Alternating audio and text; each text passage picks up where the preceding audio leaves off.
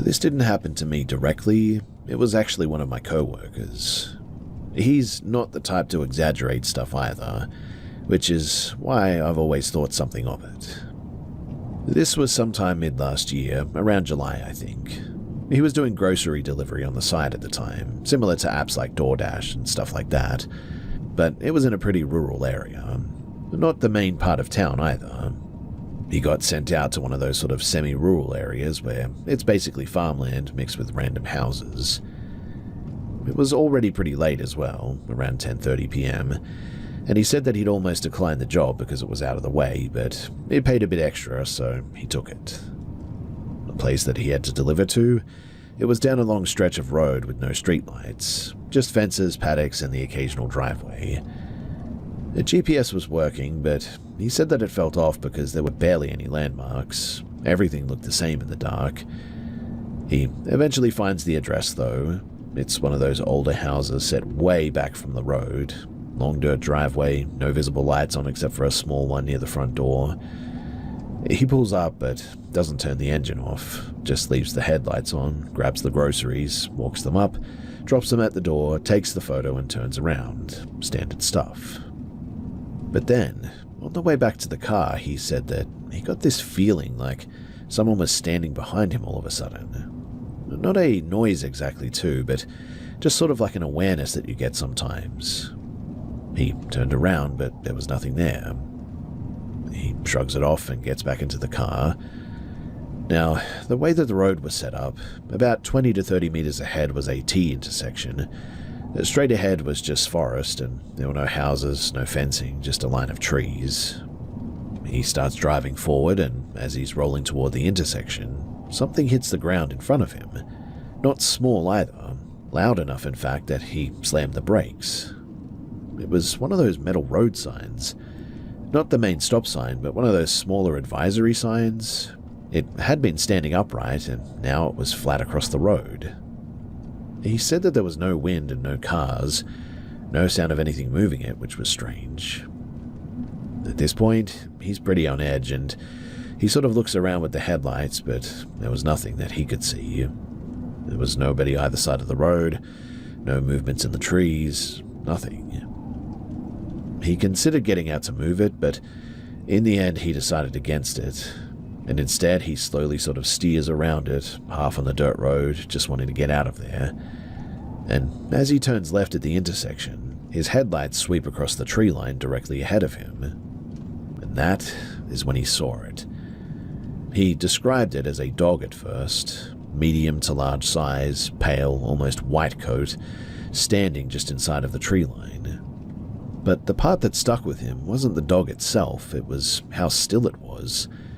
No shifting, no flinching from the headlights, nothing. Just standing there looking straight at the car. He said that the eyes reflected back like normal animal eyes do, but they didn't move. No blinking, no head turn, nothing. Just completely zeroed in on him. He slowed down for a second without really meaning to, then had that gut reaction like, don't stop here. So he kept going. After he passed it, he checked the mirror, and he said that this thing got up on two legs and ran into the tree line. And upon seeing that, he literally took off. He told me that he didn't go home straight away either. He drove back toward town, parked under some streetlights near a gas station, and just sort of sat there a bit, trying to calm himself down. But here's the part that made the whole thing even worse for him. The next day, he went back during daylight, not to investigate anything weird, but he just wanted to prove to himself that it was normal, that the place was regular. The house was there, same as before, but the intersection looked different in a way that he couldn't explain. And the sign that fell? Still there, but bent at the base like it had been loose for a while. The tree line area where he saw the dog as well, there was a wire fence running along it that he somehow didn't notice at night. There were no gaps in it from what he could see, which was weird because there's no obvious way for a dog that size to be standing where he saw it. He actually ended up asking one of the nearby property owners later when he was doing another delivery out there, just sort of casually mentioning it, seeing a white dog around. The guy told him that no one in that stretch keeps dogs loose because of livestock here. In fact, he said that if anything does get out, it usually doesn't last long here. So yeah, it could have been nothing, I suppose. Loose sign, random stray, bad lighting. But he insists that he saw that dog get up on 2 legs and run like a person. He still delivers, but he now pretty much avoids that area if he can, even if the pay is better. And honestly, hearing him explain it all, I probably would too.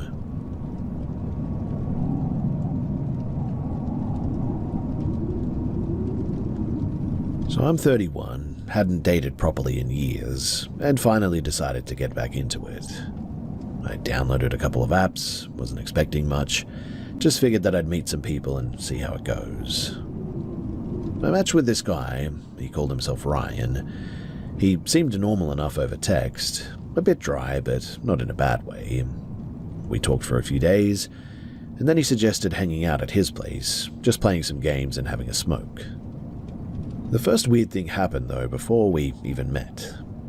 We were on the phone just confirming the plan, and out of nowhere he goes, "Hey, just so you know, I'm not some psycho or anything."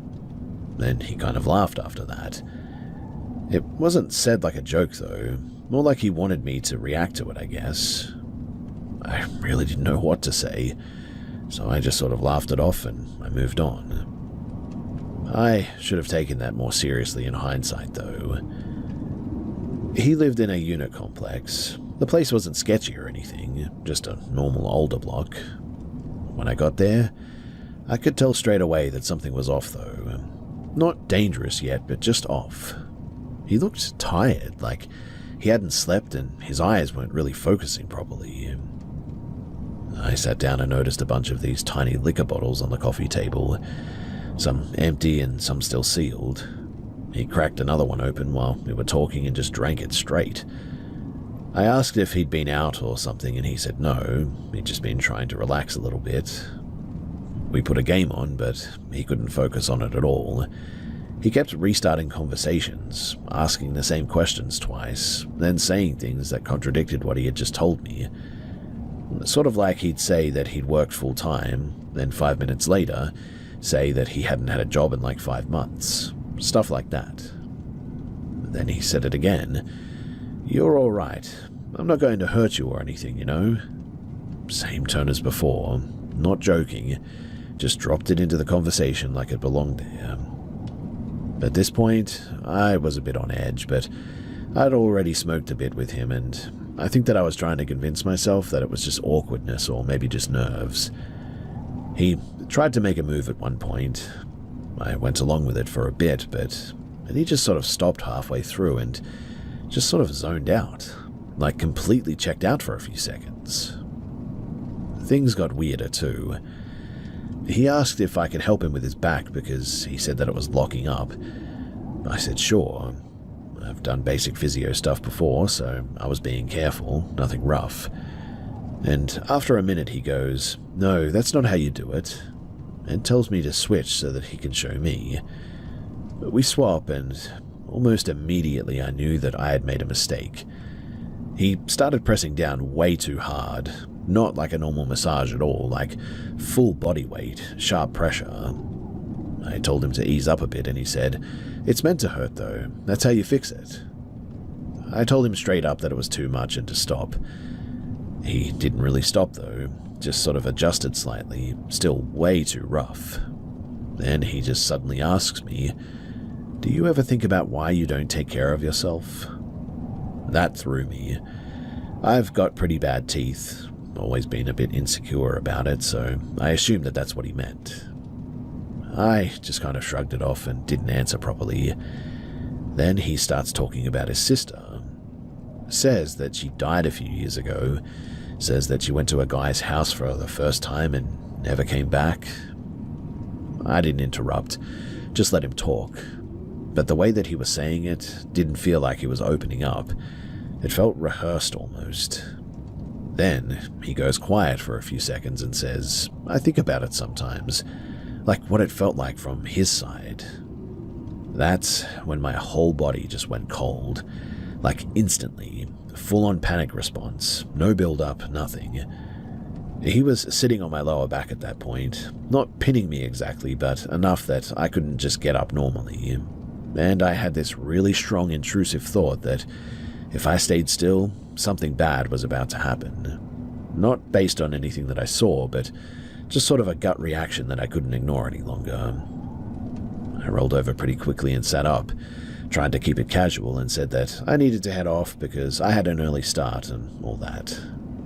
He didn't argue, but he just sort of stared at me for a second too long before moving off. While I was grabbing my stuff, he said again, "You're safe here, you know that, right?" Same exact tone as before, no smile. I left straight away. Didn't run, but I certainly didn't hang around either. I got in my car and locked the doors before I even started it, and the whole drive home I kept checking my mirrors, which I don't normally do, but it just felt like I needed to that day. The next day, he started messaging me again too. Nothing aggressive, but the vibe was certainly off.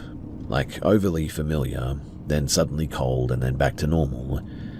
It's difficult to explain just how this felt, but it just wasn't like before. I told him that I wasn't interested in meeting again, and asked him to not contact me anymore.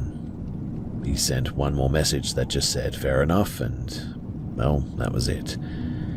I blocked him on everything after that. I really don't know what his deal was. Maybe he was just drunk and dealing with some serious issues. Maybe I overreacted a little bit, I guess, but I've met plenty of awkward or drunk people before and never had that level of alarm go off in my head. It wasn't any one specific thing, I suppose. It was more the repetition and the way that he talked about violence like it was something that he'd thought through, and how physical he got without really responding when I told him to stop. I've trusted that feeling ever since then. If something feels off early, I don't try to rationalize it anymore. And while that night could have just been something weird and really nothing else to it, I wasn't interested in finding out just how it might have ended if I had stayed any longer.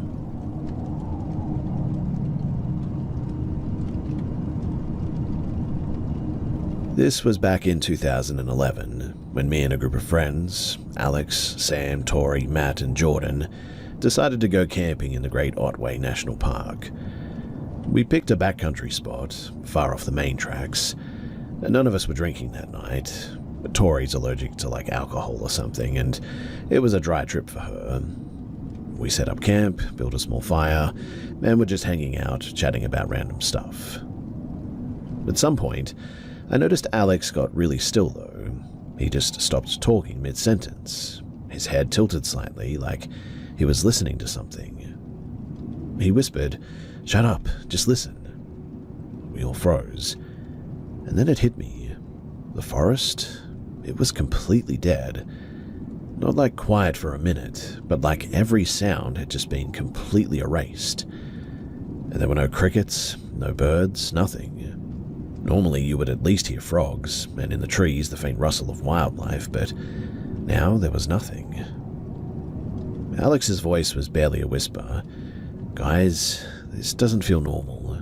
It could be a predator, maybe a big cat or something. We probably want to move to the car at least." Before anyone could react though, something appeared maybe 30 meters away in the tree line. A small red orb, glowing from within, moving slowly between the trees. It wasn't a flashlight, it wasn't a firefly, it wasn't a reflection. It had its own light, like molten metal suspended in the air. It moved deliberately too, weaving behind trunks and branches, disappearing for a second and then reappearing. It lasted maybe 20 seconds, I would say, then dimmed and just vanished. And just like that, the forest sounds, they came back. The frogs, the wind, the subtle buzz of the night, it all returned at once. We sat there stunned. Nobody spoke for a solid minute. I finally said, "There's no road behind these trees, right?" We all agreed. No cars, no distant lights, nothing. We got up slowly, our eyes scanning, but we didn't see anything.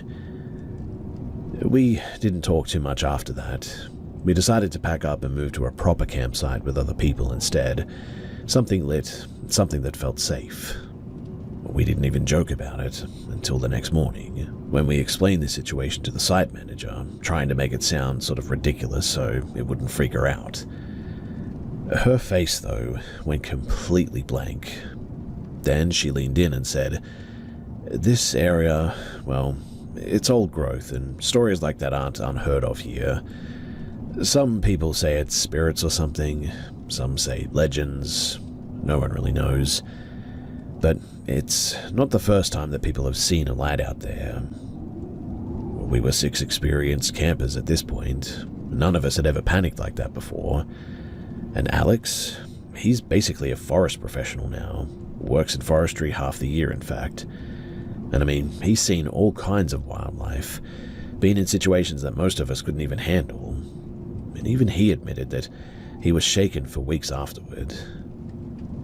I remember the sensation vividly too. The forest going silent, the way that my heart felt like it was pounding in my ears, and that orb, hovering and flickering, casting faint red shadows on the nearest trees. It moved about the speed of somebody walking casually, I would say, and while it seemed like there was a weight to it, it was also like it wasn't entirely subject to gravity. My stomach turned and I could feel my body tensing in a way that I didn't know was even possible. I've almost died before once, but the fear from that orb, I would say that it was worse. We still talk about it from time to time when we get together, and it's always the same. Goosebumps, a cold feeling in your chest, and that mental knot in the pit of your stomach. I've had nightmares about it for years, in fact. And honestly, I don't know what it was, and I'm not even sure that I want to. Even sharing this now, thinking about the way that that light moved, how the forest seemed wrong, it's giving me chills. There's definitely something out there that we don't understand, something that can make the world go completely silent for a moment like that. And it's big enough and intelligent enough that you notice it before you even realize that you're that terrified.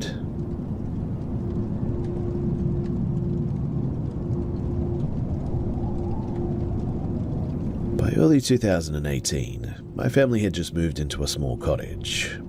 We were still unpacking when the weather suddenly turned absolutely brutal. A blizzard hit, cutting off all the nearby roads. The entire area was blanketed in deep snow, and the village felt completely isolated.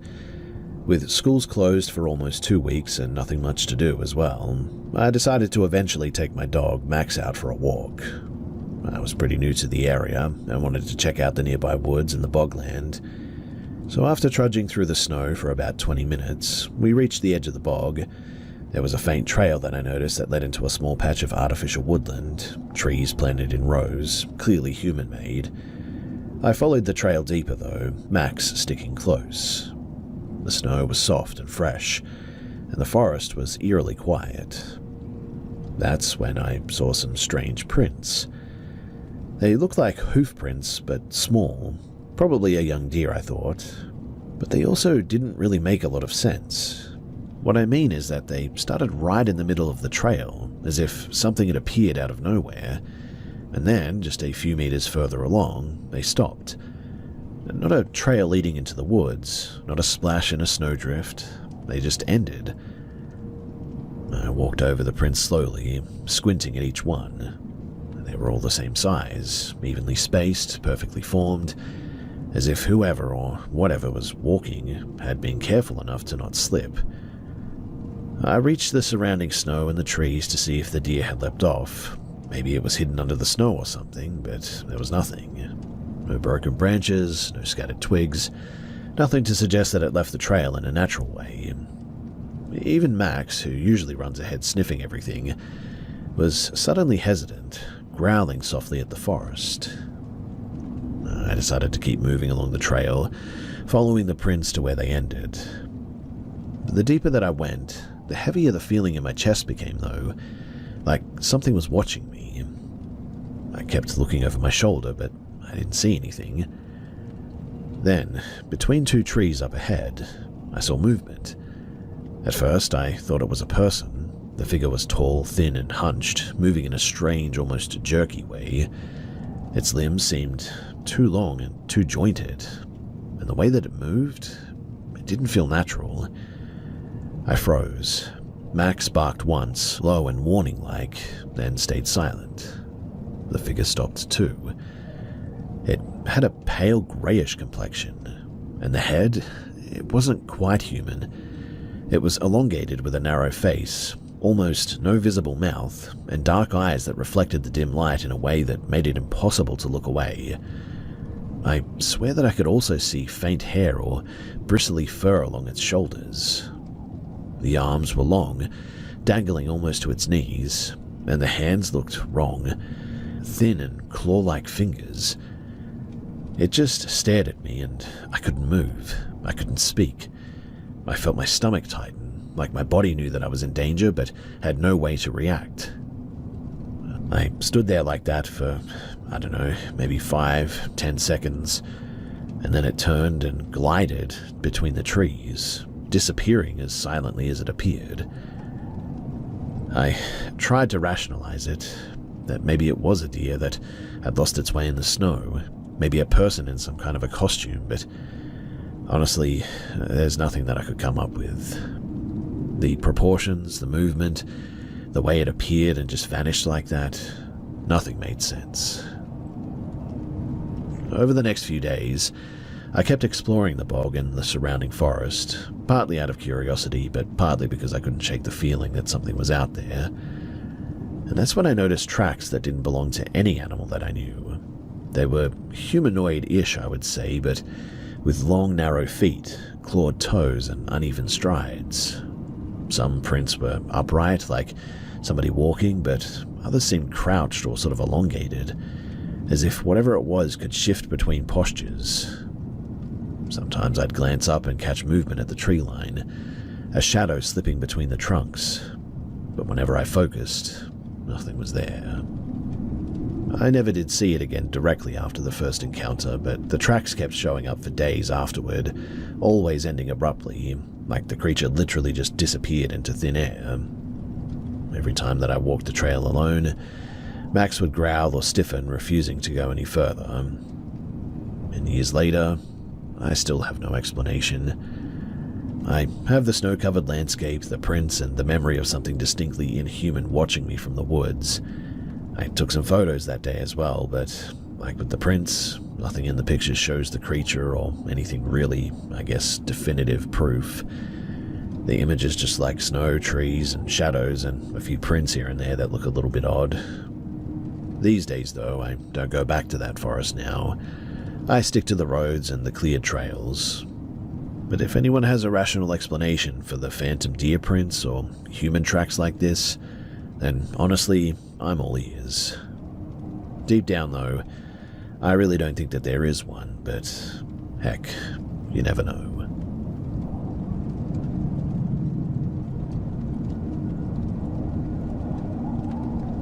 So myself and a friend of mine were driving back after a few days away. It was a long, empty highway, barely any traffic. Must have been around 2 a.m., maybe a little bit later. The weather was pretty bad though, heavy rain. Not quite a cyclone or anything, but strong enough that visibility was trash and the road was basically reflecting headlights like a mirror. We'd been holding it for a while and finally pulled off near one of those sort of small roadside fuel stops. It's the kind that had like one building and nothing else for miles. It was closed. No lights on inside, no cars parked there, just us. We walked a bit away from the building towards some scrubland next to a low hill. Not dense forest or anything, just scattered trees and rocks. We went there because we needed to relieve ourselves. While we were standing there, my friend goes quiet for a second and then says, "Do you see that up there?" I looked where he was pointing. There was a rock formation on the slope, maybe 30 or 40 meters away. It took me a second, but yeah, there was something on top of it. At first I thought it was just a weird shadow from the rain in the headlights, but then it shifted slightly. It looked like a person, standing upright, not moving much and just facing us. No umbrella, no jacket that I could make out, just a dark shape against the sky. It didn't react to the rain at all, which already felt off. I mean, we were only out there for a few moments, and in that time we had to constantly move the water from our eyes at the very least. My friend said that it looked like a woman based on the outline. Honestly, I couldn't tell though. The proportions were just a little bit off, I suppose. The arms looked a little bit too long, like they were hanging lower than they should have. Could have been the angle, I suppose, but it just didn't sit right with me. We both stopped what we were doing though and just watched it for a few seconds. It didn't wave, didn't step down, didn't do anything normal. It just sort of stood there. At that point, we went back to the car, and once inside, we had that moment where you sort of try to convince yourself that it's nothing. Just a random weirdo, maybe. Maybe somebody broken down nearby. Whatever. But it didn't explain why they were just standing on a rock in the middle of nowhere in that weather, looking down on us like that. My friend then suggested turning the car so that the headlights would hit the hill properly. I didn't really want to, but I did it anyway because he insisted. When the high beams lined up, things got worse. You see, the figure on the rock was gone, but instead, off to the side of the rock, we saw two people suddenly, both crouched down, dragging something across the ground. It looked like a large bag, the kind that you'd use for like heavy rubbish or maybe equipment or something. They were pulling it behind the rock, like they didn't want it visible from the road. Both of them were dressed fully dark, hoods or something over their heads. When the lights hit them, they both turned at the same time. That's when I noticed their faces. They were not normal. Covered, but not just cloth, something solid. Smooth, pale shapes where their faces should be. It could have been masks, I suppose, but they didn't reflect light like plastic usually does. More matte and no visible eye holes from where we were. They only looked for maybe a second before continuing what they were doing, like we didn't even matter. What stuck with me more, though, was just how they moved. Not coordinated like two people working together, more like they were both reacting to the same signal at the exact same time. They were sort of in sync in a really weird way. I didn't wait around. I put the car in drive and got back on the highway straight away. We didn't talk much for a bit and just drove. About 10 minutes later, my friend asked me if I noticed something else back there, and I said yeah, the masks, the bag, all of that. And he said no. Before we turned the headlights, when the figure was still on the rock, he thought that it bent down in a way that didn't make much sense. Like the legs didn't bend properly, more like it sort of folded in on itself before dropping out of sight. I personally did not see that, but it certainly lines up with how I felt at the time, that whatever was up there, that it didn't move like a normal person. Here's the part though that really bothered me. So the next day I checked the map to see exactly where we stopped. That patch of land isn't connected to anything. No nearby houses, no side roads leading into it. Really, there's absolutely nothing there for miles. Just highway and scrub. Also, with just how bad the weather was, I mean, we should have seen at least one other car if people were out there doing something. But unless they really hit it somewhere, I mean, I didn't see one. No headlights, no engine sounds, nothing except for the rain. I never did report it. Didn't feel like there was anything concrete to say without sounding absolutely insane. I mean, two guys with masks dragging a bag in the rain and some strange figure that folded in on itself up on a rock. That isn't exactly useful without details, and we didn't stick around long enough to get any either. Still, the part that I cannot explain is the first figure. I mean, where did it go in that split second? And why did it look so wrong to me? I haven't stopped in isolated places like that at night since then, because honestly, it's just not worth it.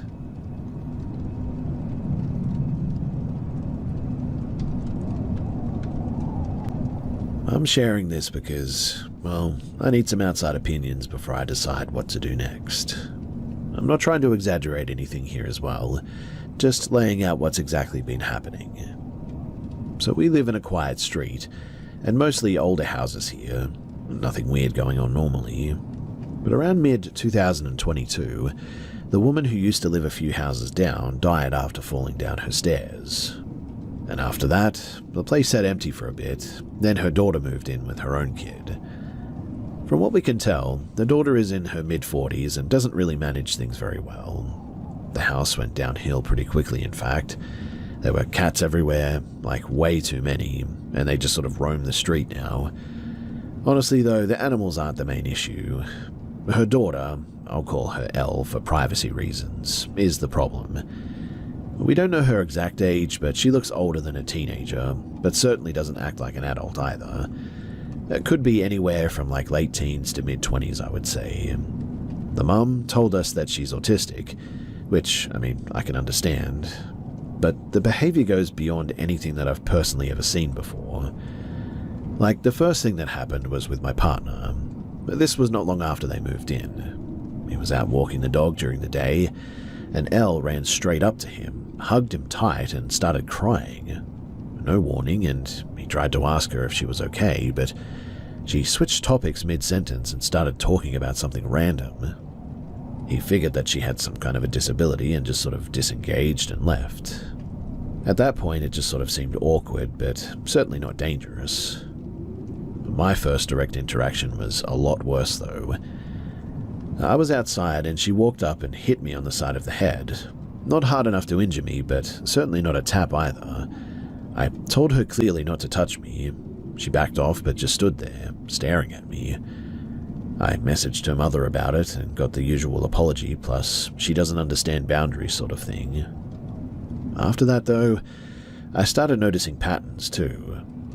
I work late, so I'm outside at odd hours, usually between 1 and 3 a.m. with the dog. That's when I started seeing her pretty regularly. Not just walking around as well, but standing in weird places doing, well, nothing. One night, in fact, I was walking a friend out to her car. We have a small entry space between our main door and a metal security gate. It's tight, but not somewhere that you'd usually stand. But Elle was just there in the dark, wedged between the doors, facing the wall, not moving, hair hanging down so that you couldn't really see her face. It was really creepy. My friend noticed her before I said anything and just went, "What the heck is that?" We both left pretty quickly after that. I kept seeing her around cars as well, and one time she was trying handles, like checking if they were unlocked. When she noticed me, she crouched down behind one and stayed completely still. But I could still see part of her through the gap. I mean, it wasn't subtle. Another time, I thought that she was locked behind the gate again, so I sort of ignored it and walked back to my place. Turns out that she wasn't. She had gotten out and was hiding near a car or something, and as soon as I got closer to my door, she came out and started walking toward me fast, saying, hey, come here, over and over again. I didn't engage. I went straight inside and I shut the door. That's when I told my partner as well that something felt really off. Not just she doesn't understand social cues, but like she was actively watching the house. He thought that I might be overreacting at the time, which honestly I sort of get because he hadn't seen much of this, but then something happened that really changed his mind. So about 6 months ago, I had a really bad asthma episode and had to go to hospital pretty quickly. My partner wasn't home, so I had to leave my son, he's 16, there alone for a short time. I gave him a phone and told him to call if anything happened, and he called me while I was in the emergency room. He said that Elle was outside banging on the door and ringing the bell repeatedly. Then she started going through things on the porch, picking up shoes and putting them on, walking around and then trying the door again. The first thing that I told him to do was to lock everything and not respond. While I'm literally struggling to breathe, I'm also messaging the mum telling her to get her kid off my property, and eventually she left. After that, though, Elle kept coming back. Not every night, but enough that we noticed things being moved. Shoes especially. She'd take them all the time and walk around outside and then leave them somewhere else. So, I installed a camera, and the footage confirmed it. She'd come onto the property between 1 and 3 in the morning, pick things up, sometimes just stand there looking at the door, doing nothing, which was really creepy. Like not knocking or anything, just standing there and staring at the door. I told her mum again, more firmly this time, basically said that she was out at unsafe hours and needs supervision. I got a vague response, but nothing changed. And then today happened. So we had a food delivery arrive to our place. My partner opened the door to grab it, when out of nowhere, Elle comes around from beside a parked car, already holding some random food item in her hand. She walks straight past the delivery driver and tries to enter our house. No hesitation, no asking, just walks in like she lives there. My partner blocked her physically with his body. She kept shifting side to side trying to get around him. Not aggressive in a sort of loud way, but certainly persistent, like she was testing gaps. The delivery driver, the poor guy, just froze. Then she got really close to my partner, like face-to-face distance, and she started sniffing him. Actually sniffing. Not subtle either. She handed him the food that she was holding and said, "What are you going to call it?" He just said, "I don't know," because, what else do you say to that? She then leaned toward the delivery driver and made this sort of low growling sound, face twisted, teeth showing. It wasn't a joke or playful either. It looked forced, like she was trying to mimic something. And then she just walked off. After the driver left, my partner just stood there for a second and went, "Yeah, okay, something's not right about that one." And this is the part that's really hard to explain properly without sounding like dramatic or whatever, but when she was at the doorway, up close, he said that her face just didn't look right. Not like makeup or anything obvious, just really off. The way her mouth moved when she made that sound didn't match normal expressions, like the muscles weren't actually syncing properly with the sound. He said that it reminded him of someone trying to copy a human expression rather than actually making one naturally. And look, I know how that sounds. I'm not saying that it was anything supernatural or anything too, but it definitely was really weird and enough to shake him. And so, now we're at the point where this isn't just annoying neighbor sort of thing anymore. She's entering the property at night, trying doors, approaching us physically, and now attempted to walk into the house while we were distracted. Her mum isn't controlling it or trying to do anything about it too, and we're considering reporting it, but we're not sure how that goes given the situation. Right now we've added more cameras and keep everything locked, even during the day. And I don't think she's just wandering as well. I think that she's actually fixated on this house in particular, and on my family. I don't really want to wait and see how far that goes, and so that's why I'm here.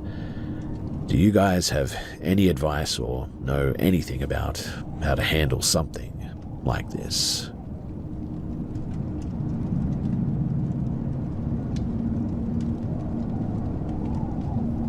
This was early 2023 in a unit that I rented. It was an older apartment block, probably built in the 80s. Cheap rent, which should have been my first clue. The landlord mentioned the last tenant left in a hurry, but didn't elaborate, and I didn't push. First few nights were pretty normal there, but then around the end of the first week, I sort of woke up randomly. No noise that I remember waking me, just that sudden I'm awake feeling. I checked my phone, 2:17 a.m. I only remember the time because it kept repeating after that. Right after I checked it as well, I heard a small click from the hallway. Sounded exactly like the bathroom latch. Then a second later, the shower turned on. That didn't make any sense because I live alone, and the bathroom is about 5 meters from my bed. I got up and went to go and check it. The door was slightly open. When I pushed it fully, everything was normal. The shower was off, tiles dry, no steam, nothing out of place. I wrote it off as maybe pipes or something, old building, pressure changes, whatever. The next night, though, same thing. 2:17 a.m., click, shower running. This time I stayed in bed and I just listened. The water ran for maybe 30 to 40 seconds and then stopped. After that I heard something else as well, what sounded like wet footsteps on the tiles, then onto the hallway floor. The sound stopped right outside of my bedroom and I didn't get up that time. Morning came, I checked again. The floor was dry, no marks, no smell, nothing. By the third night I was already awake before 2:17 a.m. and I wanted to see if it would still happen if I was expecting it. And it did. Same sequence. The click, the water on, but this time there was another sound mixed in. Hard to explain, but it almost sounded a bit like breathing, but uneven, like someone standing under the water. Not loud, but certainly close enough that it felt like it was inside of the room with me. After the water shut off, I heard the steps again, slower this time. And my bedroom door handle moved slightly. Not a full turn, but just enough to make that small metal sound. I didn't sleep at all that night. The next day, I set up my phone to record the bathroom, propped it up facing the door in the shower, and I left the light off and just used the hallway light for visibility. I checked the footage in the morning, and at exactly 2:17 a.m., the bathroom door opens by itself, not wide enough, but just enough to show inside.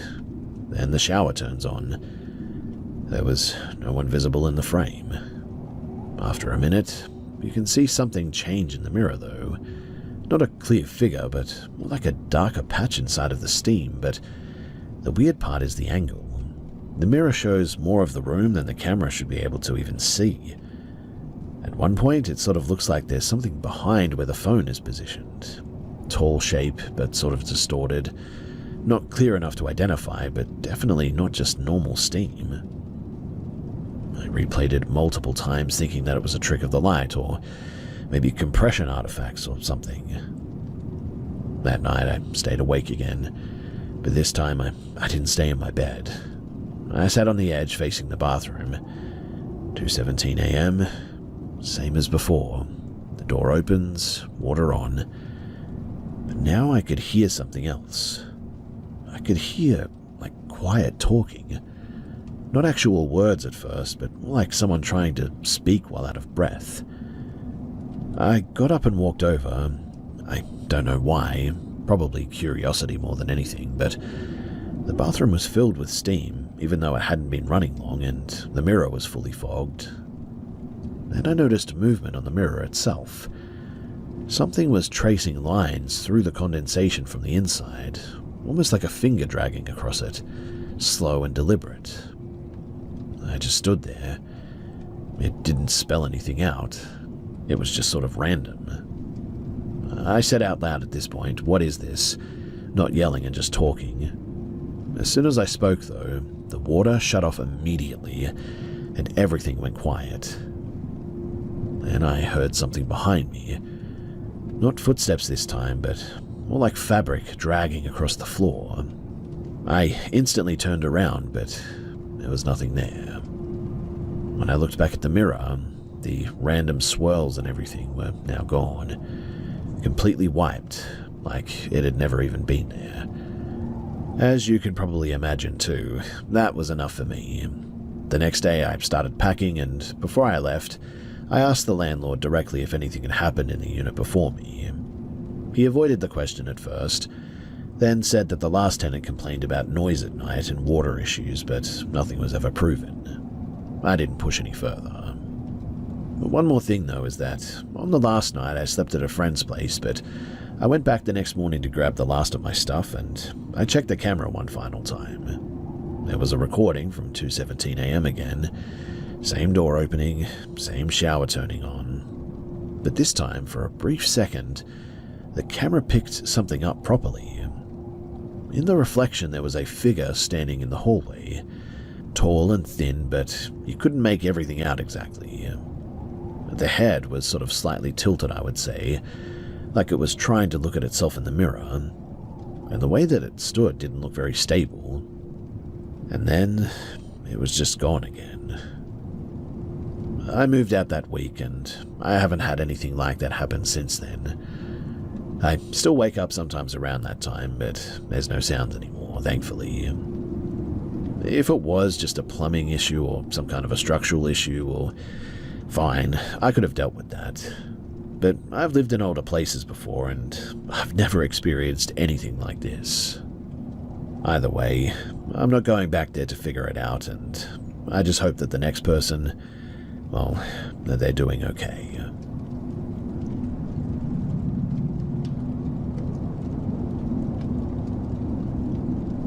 A few years back, me and my mum went to stay with my grandfather.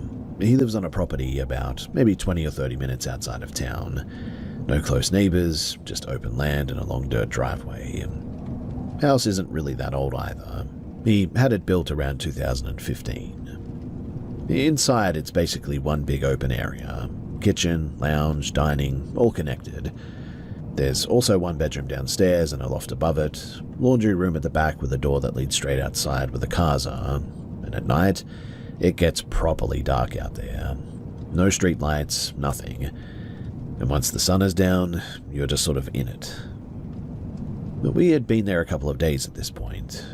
And one night, probably around 11:30 or so, my grandfather had already gone to bed and my mum was on the couch scrolling on her phone. I was sitting off to the side doing the same. And then we both heard the back door open. Not a slam and not a bang, but just that slow creak like someone pushing it in carefully. We both looked straight toward the laundry. No talking, just that look like, "Did you hear that?" Then came footsteps. They started from the laundry and moved through the house exactly how someone would walk it, past the kitchen, across the open floor, toward the front area. The sound was heavy, like boots on wood. Not quick either, slow, spaced steps. There was also breathing. Not loud, but definitely enough to notice it. Like someone who'd just walked a long distance, maybe, and the steps stopped right near where my mum was sitting. We didn't move, just kind of locked in place. I remember looking at her and she had this same expression that I did, like we both knew that this wasn't normal but didn't want to be the first to say anything. After maybe 10, 15 seconds, we got up and we went to go and check the laundry. The door was closed, but we still locked it anyway. We did a quick look around the house, but there was nothing there. No footprints, no sign anyone had actually come in, nothing.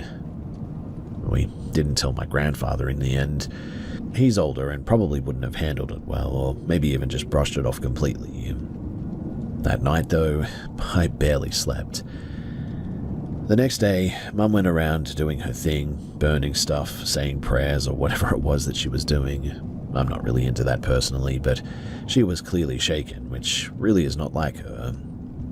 I've stayed there a couple of times since then, including alone. That's where things got worse for me personally. When I stayed alone, I slept up in the loft there, and you can see down into the main living area from there. The first night, I kept the lights off and just tried to ignore everything, but at around 2 in the morning, I started hearing movement downstairs. Not clear footsteps like before, more like shifting weight, I would say. Like the floor creaking in spots where someone could be standing still rather than walking. At one point, I looked over the edge. I didn't see anyone, but I did see something that didn't really line up right. There was sort of a shape near the kitchen area, but I couldn't really make it out exactly. The height and the posture were a bit strange, too tall for where the ceiling dipped slightly, and the way that it was positioned didn't match how a person would really stand. But it sort of looked like it was leaning forward, but still upright at the same time. I watched it for a few seconds, trying to make sense of it. Then it moved. Not a normal step, too. More like it shifted its whole body sideways, without adjusting its legs properly. It did not look like a natural movement at all.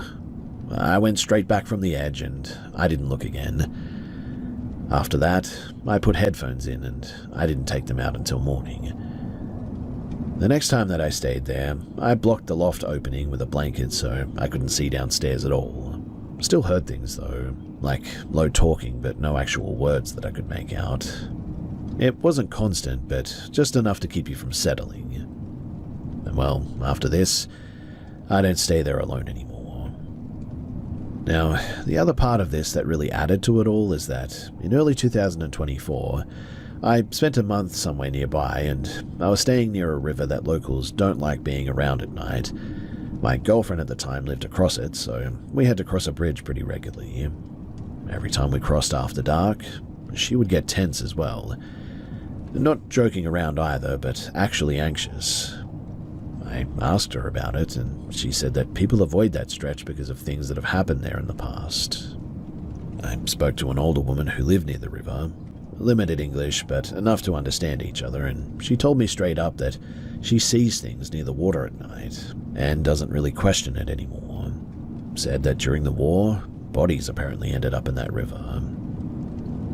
While I was there, I didn't see anything clearly like at my grandfather's place, but I did notice the same kind of feeling, I guess you could say, like your body picking up on something before your brain really does. Just a heavy, uneasy feeling for no obvious reason. One night, though, riding back over that bridge, I glanced down toward the water and I saw something moving along the bank. It looked like a person at first, but the way that it moved really didn't match walking. It was slow to the ground, then upright again, then gone behind some brush. It could have just been an animal, I suppose, but it didn't move like one that I recognized. I didn't stop to check, though, so I don't know. I can't be sure about that one. But between that and what happened back at home, I've stopped trying to fully explain all of this. I'm not saying that it's anything specific. I mean, it could be anything really, but that night with my mum, we both definitely heard those same steps, same breathing, same path through the house, and whatever I saw from the loft wasn't something that I could match to a normal person moving around downstairs either. I still go out to the property from time to time, just not overnight unless somebody else is there with me, because that's about as far as I'm willing to test it.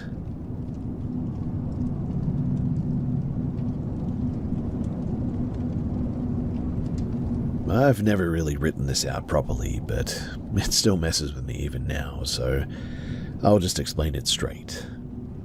This was late 90s. I was a kid living with my grandmother in an old place. The house wasn't huge, but it had this one setup that always felt wrong. My bedroom, it had two doors. One normal door to the hallway, and another that went straight up into the attic. Not like a crawl space either. When you opened it, there was a full staircase going straight up. Steep, narrow wooden steps, no light up there, and if you stood at the bottom and looked up, it just sort of disappeared into darkness. You couldn't see the top from where you were. But my bed was against the same wall, maybe a couple of feet from the attic door. And at first, it was just noise. Heavy steps on the stairs, not like creaks, but actual weight, like someone was walking down slowly. It would come maybe about halfway down and then just sort of stop. It was like that every time as well. Just stop mid-stair like whoever it was paused. There were no footsteps going back up either, just silence afterward. This started happening when I was home alone. My grandma worked as a live-in carer, so she'd be gone like a couple of days at a time sometimes. It was just me and my younger brother in the house a lot. And then it escalated. One afternoon, broad daylight, I'm sitting in my room and the attic door handle starts turning. Not a shake from like loose fittings, but like someone on the other side actually trying it, slow and then harder. I didn't stick around to figure out what was going on. I ran straight out of the house and sat on the back steps until somebody came home. That also happened more than once. Another time I went to take a shower and I made sure the attic door was shut before I left the room. I got into the habit at some point, but when I came back, the door was fully open. Not cracked, but wide open. Nobody else was inside. My brother was outside at the time. But I didn't even go back in properly. I just grabbed what I could and I left. The worst one, though, that's the one that stuck with both of us. So one morning before school, I was getting ready and my little brother was in my room, messing around with some old tapes or something. We were both in there, nothing unusual going on, when, out of nowhere, he just sort of bolts. No warning, no yelling first. He just sprinted out of the room, through the house and straight out the back door. Didn't stop to grab shoes, didn't look back, nothing. Obviously, I followed him outside, but he was already gone down the street. We didn't find him ourselves. Police picked him up a few miles away barefoot.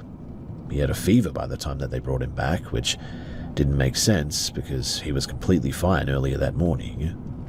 He didn't explain what had happened right away.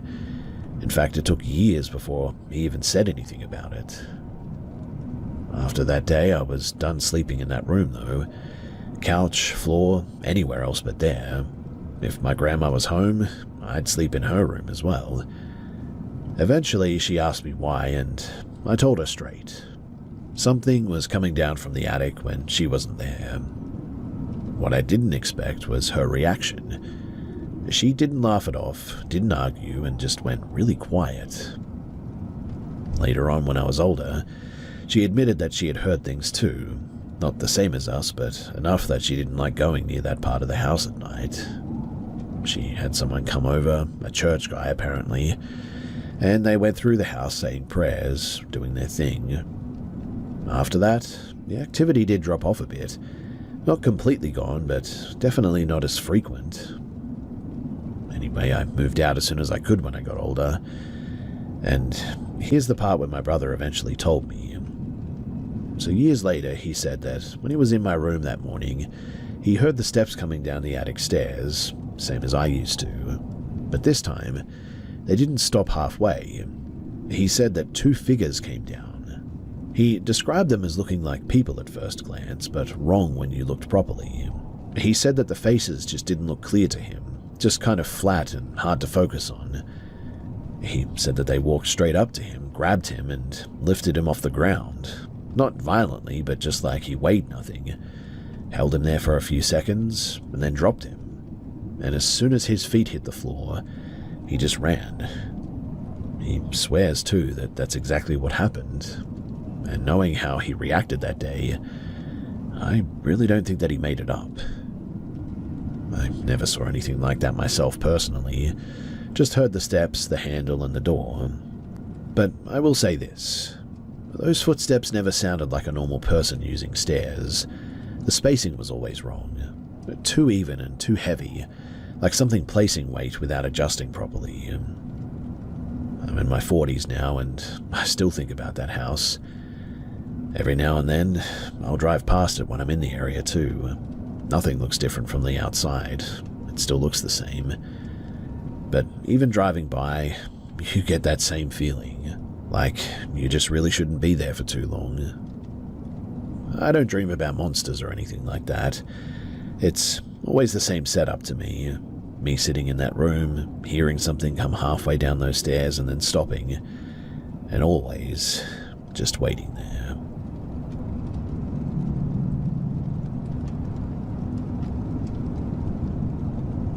So this isn't my story directly. It's from someone that I knew pretty well. I've heard it a few times over the years, and the details never changed, which is why it always stuck with me. So this happened around 2018 when she was doing a semester abroad. She was sharing an apartment with two other students in one of these older concrete buildings. You know the ones. Long hallways, thin walls, and one elevator that took way too long to get to you. She wasn't the type to get spooked easily either. Pretty practical person, not into ghost stuff at all. And one night, she stayed late at the university library, and it was raining pretty hard that night, like constant heavy rain, not just a light shower.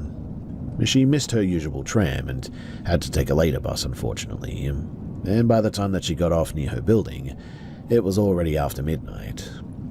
The street wasn't empty, there were still some people around, cars going past, normal city noise, but when she started walking faster toward her building to get out of the rain, she said that she heard footsteps coming from behind her.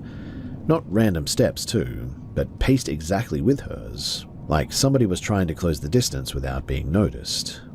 She stopped and turned around, thinking that someone might be there, but it wasn't. Not even someone walking away.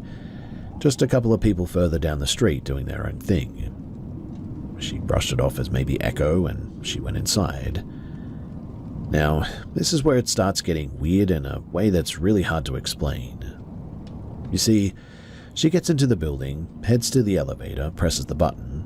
When it arrives, she steps into it and hits her floor. The door should close almost straight away, but for some reason they didn't. They stayed open longer than normal, like something was stopping them. But there was nothing in the doorway.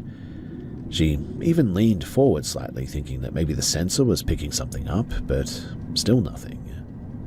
Eventually the doors closed on their own and the lift went up. When it reached her floor and opened, she said that she had that same feeling again, like someone was right behind her. Not just a feeling either. She said that she could hear it. Footsteps again, same pace, right on her timing. She stepped out and immediately turned around, but the lift was empty, door still open, no one inside and nobody stepping out. At that point, she started walking faster down the hallway, a little bit spooked. It's a straight corridor, maybe 10 to 15 doors along it, and she could hear the steps again behind her, matching her exactly. She stopped again and turned again. There was nothing. This happened 2 or 3 more times in that short walk. Every time that she moved, it sounded like something moved with her. Every time that she checked, there was nothing there. By the time that she got to her apartment door, she said that her hands were shaking enough that she struggled with the key. She got inside, shut it properly, locked it, and just stood there listening. No footsteps in the hallway anymore, no movement, just quiet. She checked the whole apartment too, rooms, bathroom, kitchen. Her flatmates were both out of town that night, so she was alone. And after a bit, she started calming down, probably just stress, late night, bad weather, all that. Then somebody knocked on the door. 2 knocks, clear and deliberate. Not loud, just like normal knocks, but like someone knew that she was there.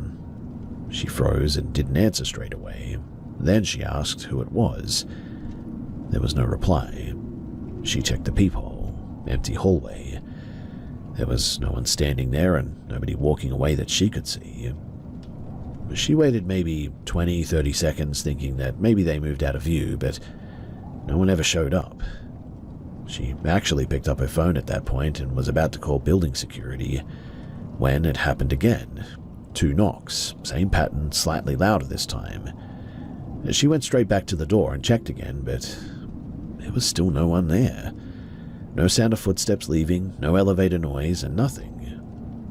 At this point, she is properly panicking, not just scared, like full-on physical reaction, shaking, breathing weird, all that.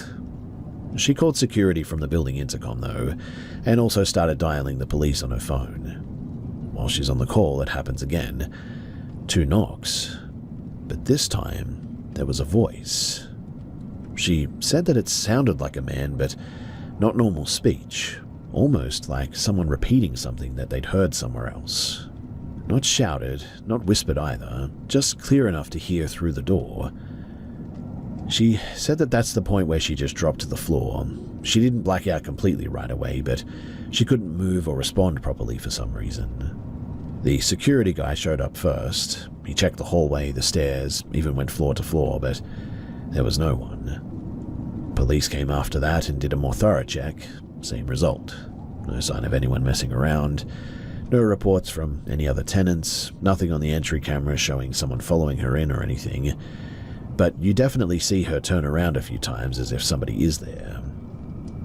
Now, here's the part that's always stuck out to me when she told it later. You see, the building had cameras at the main entrance and near the lifts. Security reviewed it with her the next day, and she walks in alone, stands at the elevator alone, gets in alone, doors stay open for longer than usual, noticeably longer, but there's nobody else entering. And when the lift reaches her floor, the camera in the hallway shows the door open and her stepping out. No one behind her, no delay, no shadow, nothing of that sort. And after she goes into her apartment, no one is seen walking up to her door at any point before the knocks happen, but you clearly hear the knocks. After that night, she didn't stay there alone again.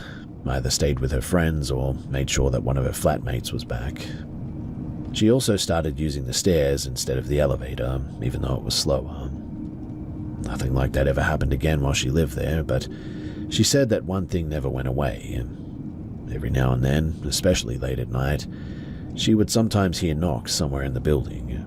Not always her door, sometimes faint like from another floor, and obviously that could just be normal, like people visiting or whatever, but still, she was always freaked out by it. She moved out as soon as her lease ended anyway, and she doesn't talk about it much now, but the one detail that she always repeats the same way is that timing. 2 knocks every time and same spacing. And she always says that the fact that whatever was making that noise never once showed up on the other side of the door was always a bit troubling to her.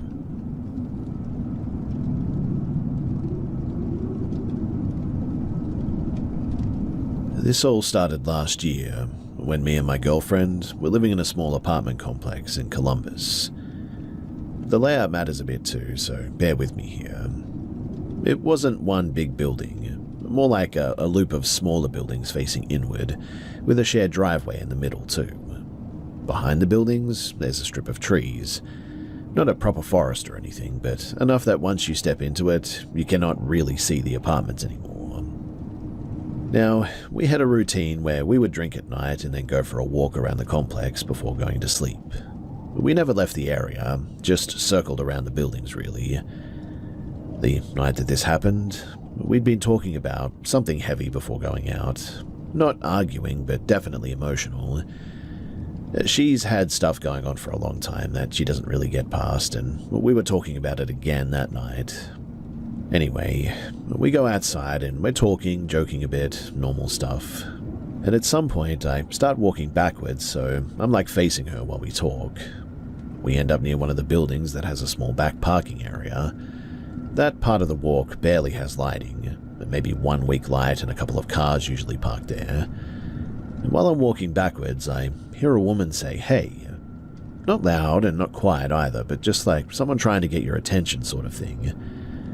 I obviously assumed that somebody was out there, maybe another person walking around or heading to their car. I didn't really feel nervous or anything. I mean, I looked past my girlfriend into the dark area trying to see who it was, but I couldn't make anything out. So I said, "Hey," back. Twice, actually, because I thought that maybe they didn't hear me at first. Now, this all happened pretty quickly, but my girlfriend hadn't even turned around yet. She was still focused on me. Then she finally looks behind her, and the second that she does, her whole face just changed, like immediate panic. No hesitation, and she just turns and literally runs. I didn't ask anything, I just ran with her. We didn't stop until we got back to the front of the building. She sat down on the steps trying to catch her breath, and I asked what the heck just happened. She said that there was something standing in the parking lot behind her, not moving toward us, but just standing there. And she described it as looking like a person shape-wise, but completely wrong. Way too tall for how thin it was, and she said that the skin looked completely white, like no color at all. The part that got me was what she said next, though. She said that it turned its head toward us, but not in a normal way, more like it snapped into position instead of moving naturally. I didn't see anything myself personally, I only heard the voice. We went back inside and we locked the door, and just tried to make sense of it all.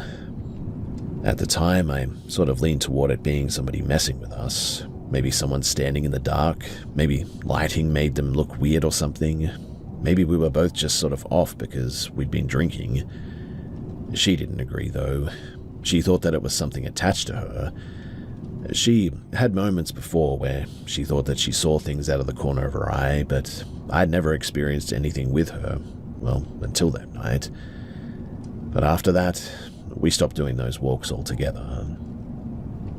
Nothing major happened again while we lived there, but she would occasionally say that she felt like someone was watching her when we were outside at night. We moved out a few months later, different part of the state, new place, new setup. I honestly forgot about the whole thing. Then, more recently, I went out of town for a couple of weeks to visit some family near Asheville. She stayed behind, crashing at a friend's place while we were sorting out another move. And that's when she told me something that she had never mentioned before. For about a week, she said that someone had been coming up to the living room window at night and just standing there and looking in. Not knocking and not trying to get in, but just standing close enough that you could tell that something was there, but not clear enough to see the details. She said that it looked like a shadow most of the time. I immediately assumed that it was an actual person. I mean, that's the logical answer, right? So I told her to call the police if it happened again. But she said something that really bothered me. She said that it would only stay for a bit and then leave, and that it always showed up around the same time each night. She never called anyone because it stopped on its own after about a week. But then, a couple of days after telling me that, she said that she saw something inside of the house, just briefly, like something leaning around a corner watching her, then pulling back. She only saw part of it, but she said that it looked pale, same kind of white that she described from that night at the apartments. At that point, I went back and read what I had written about the original incident, and that's when it started lining up in a way that I really didn't like. I still don't fully buy into anything paranormal, I guess you could say. I mean, at the very least, I would rather it be a person, a creepy one, but still something real and something that you can deal with. But here's the issue. Different location, different house, different surroundings, and she's describing basically the same thing without trying to connect it herself at first. Also worth noting is that nobody else at her friend's place has seen anything. No neighbors reported something lurking around, no signs of someone trying to break in or anything. But right now nothing is actively happening, which I'm grateful for. She hasn't seen it again since the last time inside of the house. We don't really talk about it much because, well, there's just not much that we can really say about it or do about it. I cannot prove anything. She's not the type to exaggerate stuff like this, though, I guess. If I had to land on something, I'd still say that there's probably a normal explanation. Someone outside that first night, maybe stress, maybe lighting playing tricks, maybe even someone watching the house later, which is kind of creepy when you really think about it. But the timing, the repetition, and the fact that I heard someone that wasn't really there when I checked, that part I struggle to explain cleanly. So yeah, that's really it, and I'm not saying it's anything specific, but I'm just putting it out there because it's one of the few things that I haven't been able to write off, properly at least.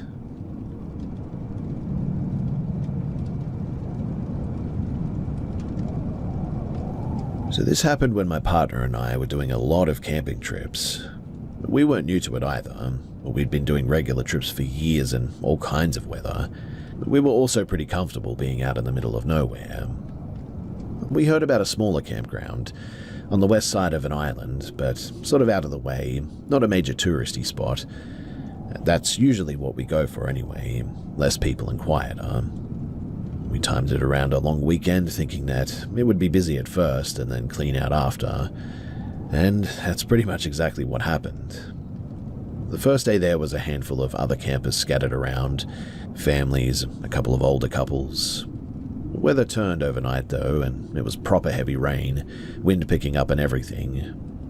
By the next morning, we noticed people packing up early, and by midday, the place was basically empty. And I mean completely empty. No cars left, no movement anywhere, just us two. We stayed anyway though, I mean, we camped in worse conditions. We spent the next couple of days just doing normal stuff as well, walking tracks, cooking, hanging around the site. No issues really. But it was the last night is when things really changed. So the rain came back hard again that evening, plus a storm was rolling in. We stayed close to the tent, cooked early, packed everything away properly. No food left out, nothing that would attract animals. That's important too, because that's the first thing that we checked later. Anyway, we went to bed earlier than usual that night, because there really wasn't much else to do in the rain. At some point during the night though, I woke up. No idea what time it was. The storm had moved off a bit, but there was still lightning off in the distance. And every time that it flashed, it lit up the outside of the tent enough to see shapes, trees, the table, our gear for instance. I was sort of just laying there watching it for a bit. My partner was asleep, didn't move. And then I just got this feeling. Not like I'm scared straight away sort of thing, but more like something just wasn't right. It ramped up pretty quickly too, and then I noticed movement outside. At first, I thought it was just trees moving in the wind, but the pattern didn't really match. It was controlled, something moving across the campsite. Every time the lighting flashed, I could see it again, slightly closer as well. It looked like a person at first glance, but they were huge. Shoulders, though, were really narrow. But the shoulders were really narrow, which was weird. It wasn't running or walking properly either, more like stepping without shifting weight the way that a normal person would. I tried to wake my partner, but I couldn't move properly all of a sudden. Not fully frozen, but like my body just wasn't responding right. I could move my eyes, shift slightly, but not sit up. The thing kept moving around the tent. Not random either. It did a full pass around us. Stopped at one side for a few seconds, then moved again. The closest that it got was right near the entrance too. And this is the part that I still can't line up with anything normal. So it didn't unzip the tent or touch it in any way from what I could see, but from my angle, during one of the lightning flashes, it looked like part of it was inside of the tent. Not fully, but like it was overlapping the edge. I remember focusing on that, trying to make sense of it, and then after that, I don't remember anything. In fact, the next thing that I know, it's morning time. The rain had stopped, my partner was outside already cooking, and I got up and told him straight away what I saw. He didn't take it seriously at first, said that it sounded like a dream or one of those half-awake states sort of thing. I pushed it a bit though, because it didn't feel like a dream. I mean, I've had bad dreams before, and this really wasn't the same. He didn't argue, but he didn't agree either, just kind of brushed it off. I still felt off though, like not just scared, but unsettled in a way that didn't go away, like a sense of dread was sitting deep in my stomach. We ended up packing up that day instead of staying any longer, and a few months later, it came up again randomly, and that's when he admitted something. So, he said that he woke up that same night as well. Didn't see anything at the time because he thought that it was just his imagination, but he saw something moving outside too, apparently. Same general shape and same kind of movement.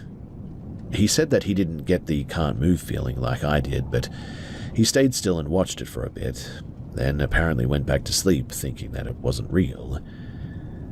When I told him my version in the morning, that's when he realized that it lined up way too closely. We went over the practical stuff after that.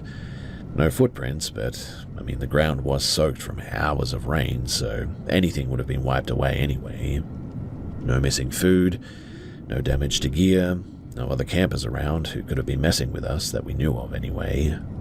Also, no torchlight, no sound of someone walking normally, no voices, and nothing like that. If it was a person, then they were moving in a way that didn't really match normal movement and didn't interact with anything around them. We still camp now, just not in places that are isolated anymore. And I don't think about it all the time, but when I do, I keep coming back to the same issue. It wasn't just one of us. Two people waking up separately and seeing something in the same spot, moving the same way at the same time. That's not coincidence. I haven't been able to figure out exactly what I think of it all or come up with any sort of explanation, but we never went back to that campground either. Not really because we think that something's there permanently, but just the feeling that we get when we think about that place, well, it's certainly not good.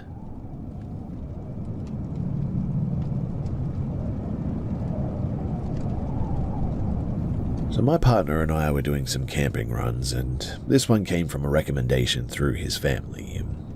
One of his relatives kept going on and on about this remote spot, said that it was quiet, good fishing, hardly anyone goes that far out. While we were talking about it, his aunt basically cut in though and said that she hated the place. Not in a joking way either. She said that from the moment that they drove in that she felt off and didn't want to leave the tent the whole time. She couldn't explain why, but just said that the place just didn't feel right to her. We didn't take that too seriously. People get weird feelings in the wilderness all the time, right? Well, the drive, it was longer than expected. Once you turn off the main road, it's just dirt track for ages. No reception, no lights, nothing. We ended up arriving late because we took a wrong turn earlier on as well, and so by the time that we got close, it was fully dark. Only thing lighting anything was the headlights and a really bright moon. You pass a stretch before the campground though, where there are a few old buildings, some still used as holiday cabins, most just sitting there empty though. Not a full ghost town or anything, but clearly not active either. Anyway, we set up quickly and didn't explore that night. We ate, we cleaned up, and we went to sleep. The next day we walked around properly. The place was basically empty. I think that we saw maybe one other car the entire time that we were there, and it wasn't near us by any means. Our side was near the water though, a bit off to the side from the main area. Everything was pretty normal as well during the day. At some point though, that afternoon, my partner sort of wandered off to fish for a little bit. When he came back, he had this metal pot with him, not small either, one of those heavy black cooking pots. Looked old, like it had been sitting out there for years. So I asked where he got it from, and he said that it was near the edge of the water, half buried in mud. I told him that he probably should have left it there, but he just shrugged it off and put it out near our gear. Now, nothing happened straight away after that, which is why I didn't connect it at the time, but later on we both had a nap in the tent and I woke up first. I could hear someone moving around outside, footsteps close to the tent. Not animals, way too steady and too deliberate for that, so I assumed it was him, and I didn't react right away. But then I heard him shouting. Not panicked screaming, but loud like he was trying to get somebody's attention, saying stuff like, "Hey, and what are you doing there? And this is our site." That's when I sat up properly. The way that he was talking, it wasn't casual.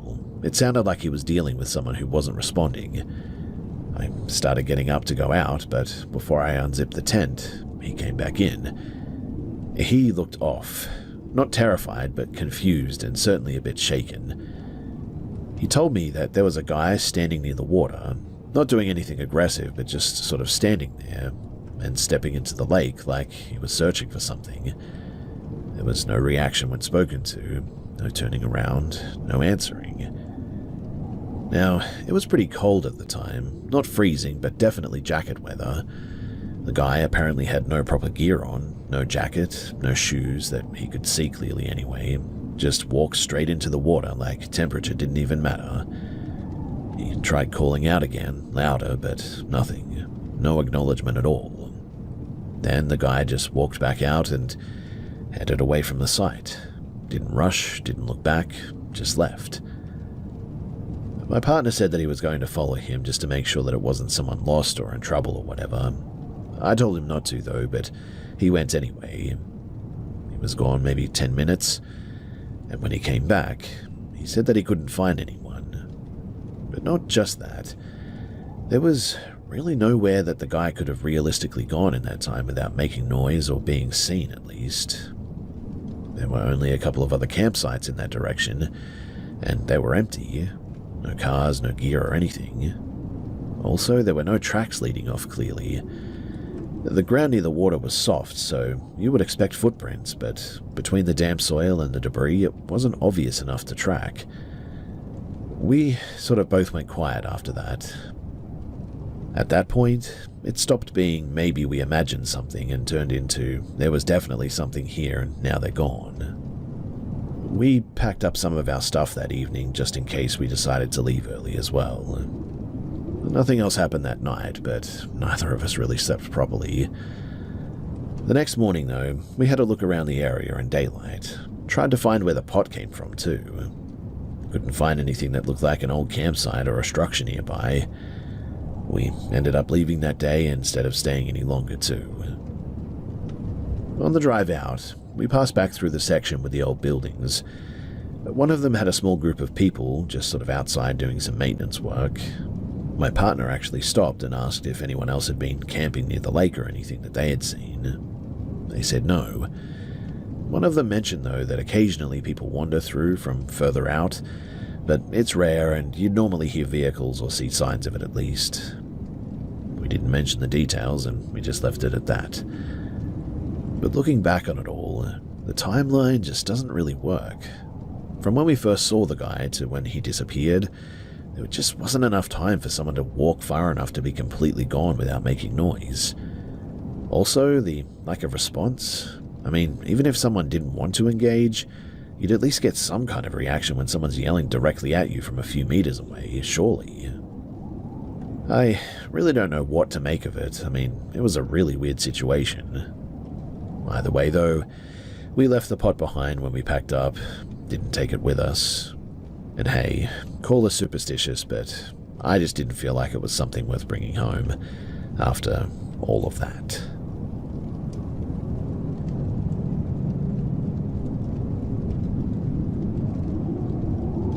I was about 10 years old when this happened and living in a very rural part of the country.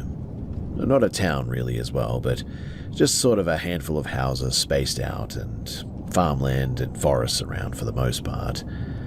Our closest neighbor was directly across from our place though, and the next neighbor was about maybe a mile away. Beyond that, it was just dense forest pretty much everywhere. No shops, no schools, nothing.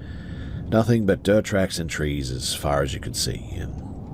We didn't have a TV at the time, and there wasn't much in the way of entertainment at home. My siblings and I, we mostly read, played with toys, or rode our bikes. We had a couple of yard dogs, both pretty alert, and I never remember feeling unsafe around here. For years, too, it was pretty quiet, almost too quiet, in fact, but here's some background about me. I've always had weird experiences with things that I just cannot explain. As a kid, I occasionally had things like whispers when nobody was there, light touches, or objects seeming to move. Nothing terrifying most of the time, but just a bit odd, I guess you could say. And I never really sorted it out either. It was always just there. Now, one afternoon I was outside, watching the dogs run around the yard, when I saw someone jogging down the dirt road. He was a man, white, wearing shorts and a t-shirt, running toward the dead end of the road. I'd never seen him before. The dogs, they didn't bark or react at all, too. My mum didn't see him either, and didn't know who I was even talking about when I mentioned him. I didn't think too much of it at first, but a few days later I saw him again jogging the same way. This time I grabbed my bike and I followed him for a little bit. I stayed a little ways behind, quiet, almost frozen with a mix of fear and curiosity. And the weird thing was that I didn't hear any footsteps, nothing while he was running. Just the soft sound of the tires on the dirt road that I was riding my bike on, and he didn't turn his head or acknowledge me in any way. The road ended, though, in a tall, sort of overgrown grass area that reached about mid-thigh. The man just ran straight into it. And here's the really strange thing. So, there was no rustling, no sound, and nothing moved around him when he did. He sort of seemed to glide through it almost. My instinct screamed at me to stop, but something made me keep going a little bit further. I got off my bike and I took a step toward the grass when I heard my mum's voice come from behind me, shouting, "Maggie." I spun around, but there was no one there. When I turned back to the grass, the man was now gone, like completely gone. I don't know if he just dropped down into the grass or what, but I could no longer see him anymore. But then my stomach dropped and, I don't know, I got scared and I ran home as fast as I could. My mum, though, was inside cooking and she hadn't left the house the whole time. After that, too, I never did see that man again. Even as a kid, though, I knew that what had happened wasn't normal. I felt like something had lured me out there, and it didn't want to be seen. I don't know if it was a ghost in a sort of typical sense either. Maybe more like an entity that I couldn't understand. Something that wasn't entirely human, maybe? Decades later, though, I went to see a psychic or a medium, and she said that apparently I had a guardian spirit protecting me, an older woman, not anyone that I know personally. She suggested that the moment that my mum's voice called me back was that spirit intervening, and I don't know how much of that is real, but it certainly fits, and so I can't just exclude it. Even now, though, thinking back about it, that whole situation still gives me chills. I still could not explain the man on the road, and I've never encountered anything like that again. It stayed with me all my life, too, because it was so weird, and I'm just grateful that something, whatever it was, made sure that I got back to my house safely.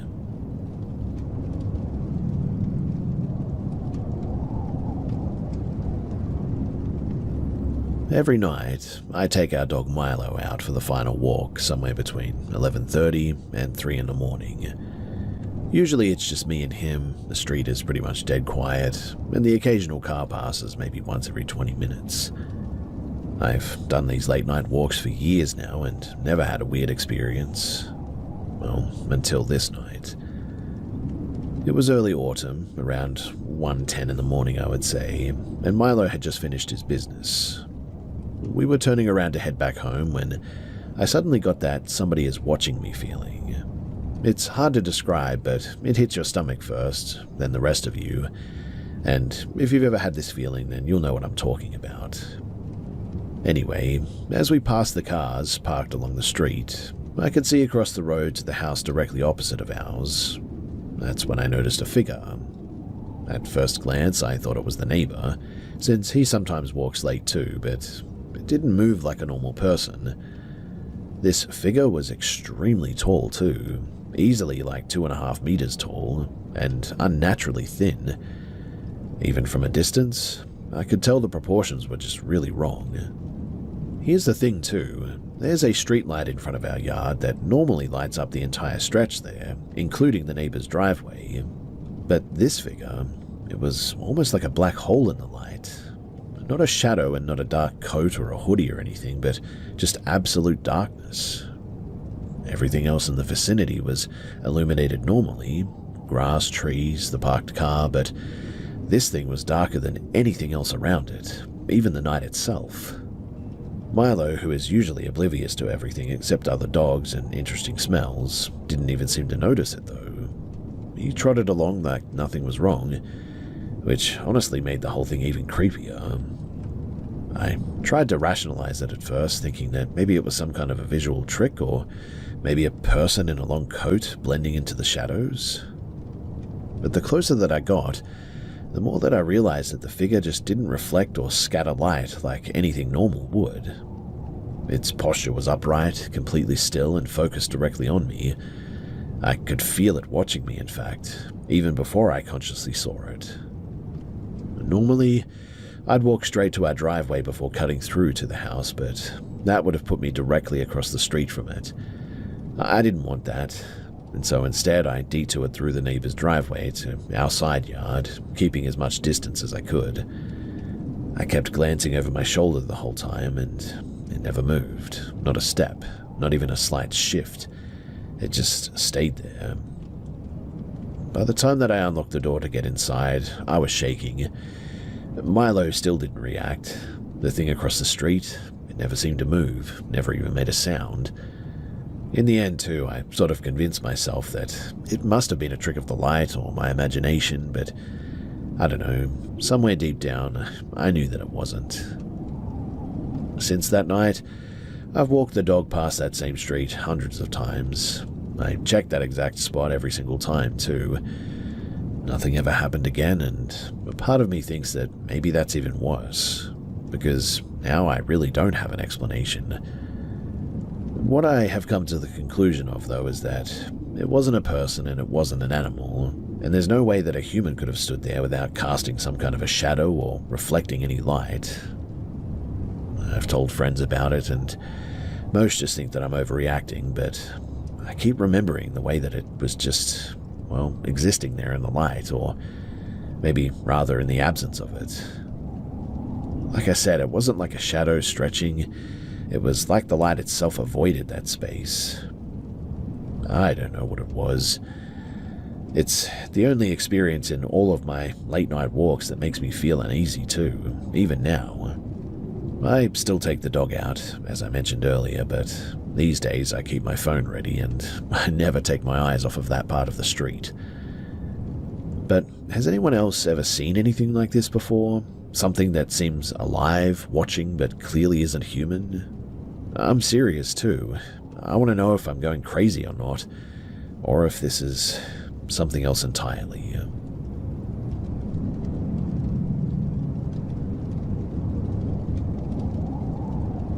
I don't usually get freaked out while hunting. I mean, I grew up in the outdoors, hiking, dirt biking, camping, all the time. Hunting has always been a part of my life too, and even when it's hot, buggy, or miserable, if it's season and I have a tag, well, I go. Not going just makes me grumpy and sort of irritable in the end anyway. This was opening day of whitetail season a couple of years ago. I hadn't scouted anything this year, but there was a public land spot that I found late season that I wanted to go and check out. My partner Ellie and I loaded up and headed in early afternoon. I had a rough idea of where I wanted to get set up, but I needed to find a good spot for her too. So I got her situated and then I headed to my own stand. I climbed my tree stand and started scanning. There was nothing out there. No tracks or droppings on the way in, no rubs, nothing. It was mid-afternoon though, 90 degrees, still air, and the mosquitoes were now relentless. I had forgotten my repellent too, which was annoying. So, sweat-soaked and irritated, I now felt like I was flailing more than hunting. The only sounds were the occasional bird and distant leaves rustling. Then I started hearing it. At first I thought it was dogs somewhere far away, but the sound kept repeating, long, low, drawn-out moans. It didn't match any animal that I knew of. Cows, maybe a bull? Too sharp. Deer? Wrong pitch. The moans seemed to come from at least two separate spots in the thicket as well. My gut told me to pack up before it got dark as well at this point. I quickly climbed down, slinging my stand over my back. I normally wouldn't leave this early, but for some reason I just felt a bit exposed that day. By the time that I reached the trail to Ellie, the sun was starting to dip and she was just crouched low looking behind her at a thick patch of bushes. I startled her when I appeared and gave some lame explanation about no deer signs and no bugs. We packed her stand and started back toward the truck, which was parked on a dirt road about 200 yards away. My stand clanked with each step. I didn't care. I was frustrated, hot, and uneasy, and that's when I heard it again. A sharp sort of whooping noise, and then a second one slightly different. I froze. This was not the wind or birds or anything that I'd ever heard before. Ellie heard it too this time, to which we couldn't place it. At first, I thought maybe somebody was calling deer dogs or something, but the pattern and the tone were just way off. It wasn't a normal hunting sound at all, in fact. Well, we kept walking, quiet as possible now. My stand's clanking masked some of it, but the whoops kept coming. They weren't random, too. They felt sort of measured, I guess. Enough that my hair was standing on my neck, and the dirt road was dry, no other tire tracks, no footprints, no sign that anyone else was even in the area, nothing but us. But when we reached the truck, we stayed in the cab for a while, trying to make sense of it. I spent the next day trying to figure out what it could have been as well. Birds, owls, feral animals, nothing fit. Then I watched a few videos online labeled unknown forest whoops, and it almost sounded identical to what we heard. Even Ellie's reaction was the same as mine, pure disbelief and a little bit of fear as well. I sort of went down a bit of a rabbit hole, and eventually I found Bigfoot noises, and I swear to you that that is exactly the sound that we heard. Now, Can I say that that is exactly what it was, and did I ever really figure it out? Well, no. And I have hunted that area dozens of times since then, and I've never heard anything like it again. I also never saw tracks or signs of Bigfoot or anything else, but I will never forget that evening. Something was out there, just beyond the tree line, making sounds that didn't belong to any animal that I know. And in fact, upon hearing those recordings from other people, I am now convinced that we heard the same thing that they did. Whether that's Bigfoot or not, I don't know, but those sounds were identical. So, has anyone else here ever heard something like this while out hunting? Not the usual animal noises, or wind or branches or anything, but something else entirely, something like a Bigfoot whoop. Because if it's not human or animal, well then, I really don't know what it is.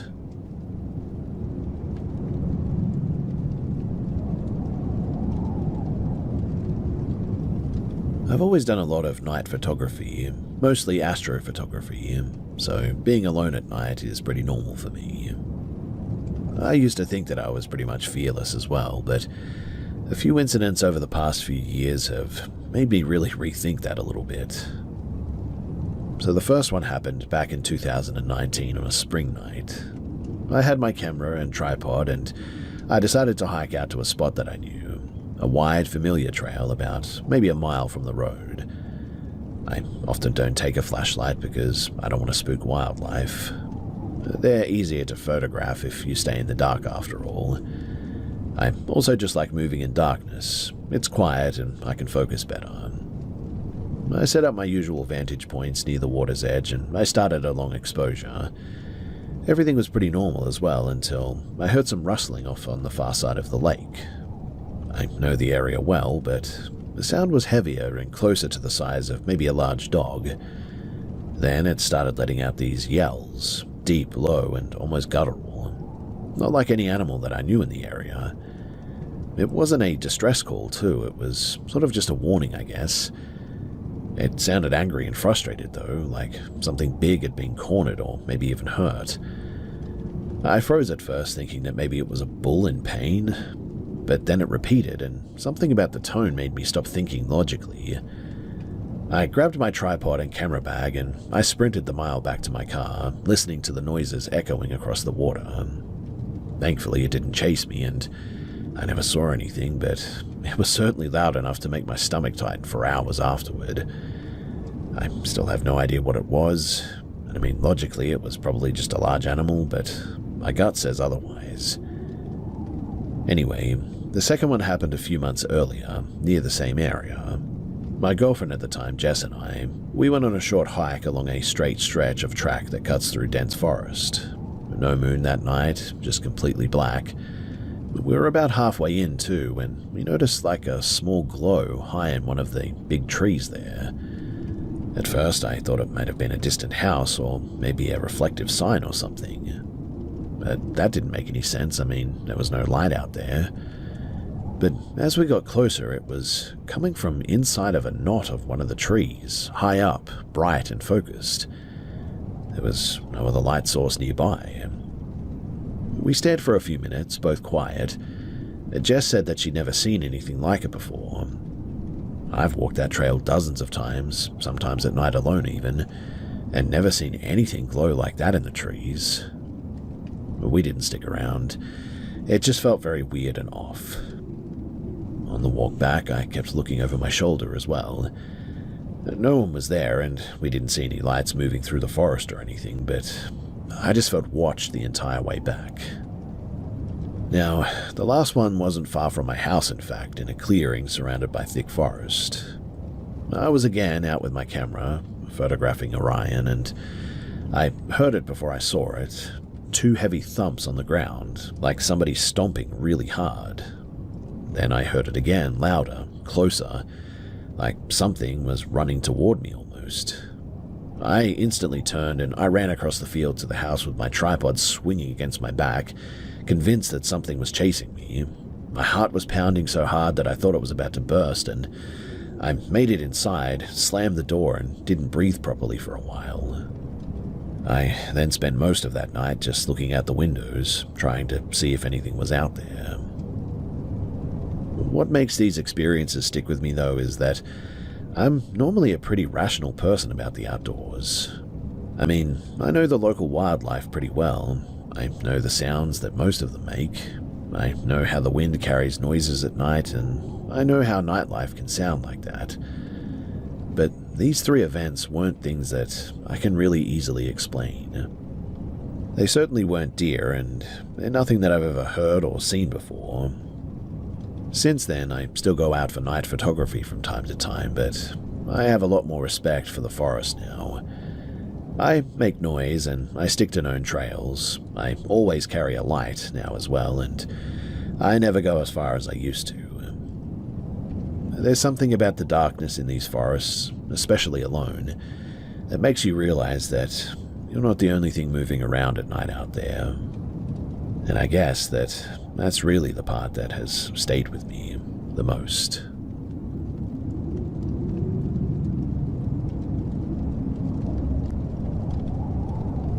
I work at a big retail store as a self-checkout host. Most of my days are spent walking laps and listening to customers saying things like, "I don't work here," or "Why aren't you on the register?" I understood their frustrations. Usually, there would be 2 or 3 of us at the self-checkout, and maybe 2 manned registers open. We got a new guy in. His name was Terry. Terry always wore a mask as it was 2021 and COVID was still COVIDing. I was training him, telling him to stock candy in bags and all that. He would ask questions anyone would ask, if I'm in school, if I have a girlfriend. I lived in a small city or big town that had a good college. Students from all over the country would come and usually wound up with prisons or retail. I usually asked the same questions too. I told him no on both accounts, and he then asked if I ever went hunting. We had a lot of woods and a big forest around town. No, I don't really like guns. He said that he'd have to take me one day though. A few days go by and he's over on my side again. He asks if I have any family in town, and if I did, do they live close? I live 3 doors down from my mum. He starts talking about hunting again, how he was out with his buddies and started using pack tactics, where they would box in the prey and finish off. Weird for deer, seeing as they flee at the first sound of any noise. He's off for a few days though, because new hires have problems getting hours for the first 3 weeks. I talked to one of my co-workers, and they tell me that he asks a lot about me. The next time I see him, his questions are very telling. How tall would you say you are? How much do you weigh? How well do you know the woods past so-and-so street? I'm a pretty big guy at 6 feet and 300 pounds, and when he brought up hunting again, a creepy thought would send a chill down my spine. Come on, man, you'd like it. Just some good old boys shooting and stuff, late at night in the middle of the woods. But then, the real fun starts right before dawn. They won't know what hit them. The mask hid most of his face, but I could see it rise when he smiled. I don't know why he thought that would be a great way to convince someone. Other than feeling like they were about to hunt me, it sounded like I would have been bored as heck out there. I must have made a face or something, because he turned and walked away pretty quickly. I told a couple of co-workers about it, but that was really the last day. I never saw him again after that, because he just left and never came back. And honestly, I'm kind of grateful for that.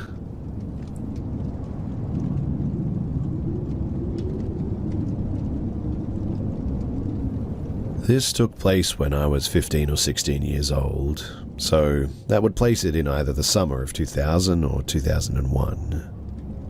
My family and I were visiting with my cousin's family in Norfolk, Virginia. My brother and I, we're close in age with our cousins, and I stayed in my younger cousin's room with him and my brother in my older cousin's room. The bedrooms, they were at the end of a hallway. My brother's room was at the end of the hallway, my bedroom was across from my aunt and uncle's bedroom, and my parents, they stayed at the opposite end of the house in the den. So, It had been many years since we'd seen each other, so the first night my cousin and I stayed up after lights out to talk and just catch up. During our hours of conversation, he casually told me that the house was haunted by a woman. He had a reason why they thought that it was a woman, but I've since forgotten that. He told me, though, that the lights would go out unexpectedly from time to time, and there'd be strange noises late at night. And the most common happening would be that the TV in the den, it would turn on in the middle of the night without explanation. I was intrigued by this story. Our conversation moved on to other topics eventually, but in the early hours of the morning, we were still talking when suddenly there was a loud, heavy-sounding bang that sounded like it came from the kitchen.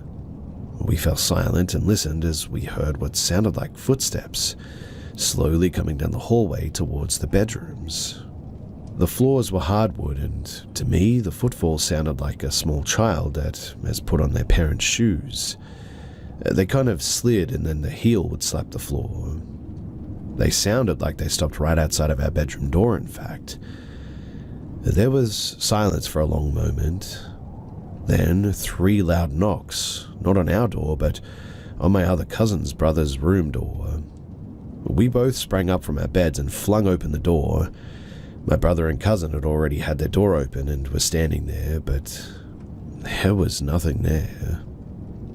We could all hear our father's infamous snoring coming from the other end of the house, while my uncle, hearing us all saying "what the heck was that" to each other, came out of his room to curse us out and send us off to bed. Needless to say, though, I really didn't sleep very well on that trip.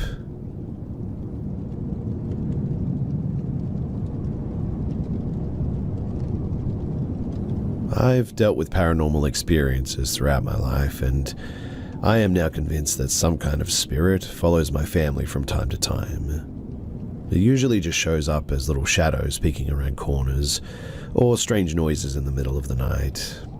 But there's one experience that still freaks me out to this day.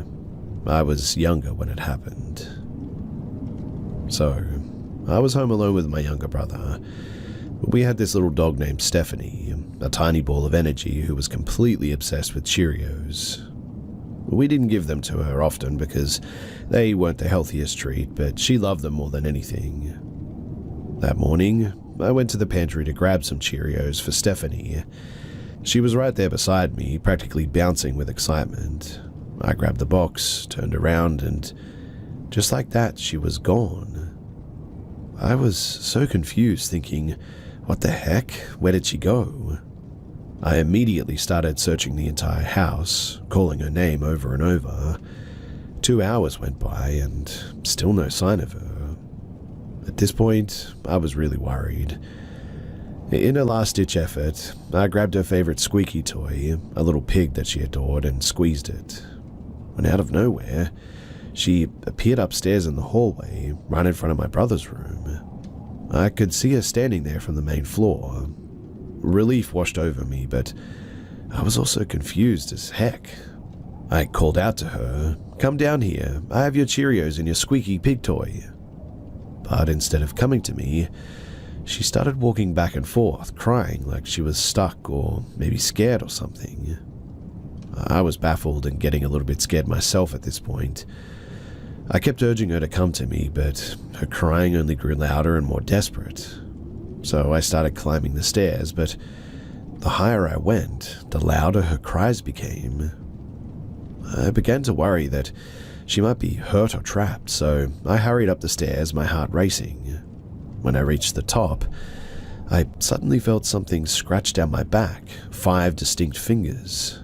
I kid you not, it felt like a hand had just sort of clawed me. I screamed in shock and bolted towards Stephanie, who was still crying in front of my brother's room. My brother heard me screaming and burst out of his room, totally freaked out, asking what was happening. I told him that something had scratched me, and then out of nowhere, we both started hearing this loud banging on the walls. We were completely terrified, so without thinking, I grabbed Stephanie, and my brother and I ran downstairs to the solarium, which had a glass door. We shut it behind us, thinking that we'd be safe there, but Then the banging started again, this time on the glass door itself. We could see through it, and I can assure you that there was no one there. It was just us, but the banging was relentless, echoing through the room. We were both sobbing by now, absolutely terrified. We called our mum, begging her to come home immediately, but she didn't believe us. She thought that we were just imagining things or trying to prank her. Later, when things finally calmed down, my brother checked my back, and sure enough, I had 5 scratch marks running down my skin. They weren't deep, but they were definitely there. And that was really the only time that I was ever physically attacked by, well, that spirit. It makes me wonder, too, if another one entered my home that day, because it's so odd and out of character that it just seems, well, different.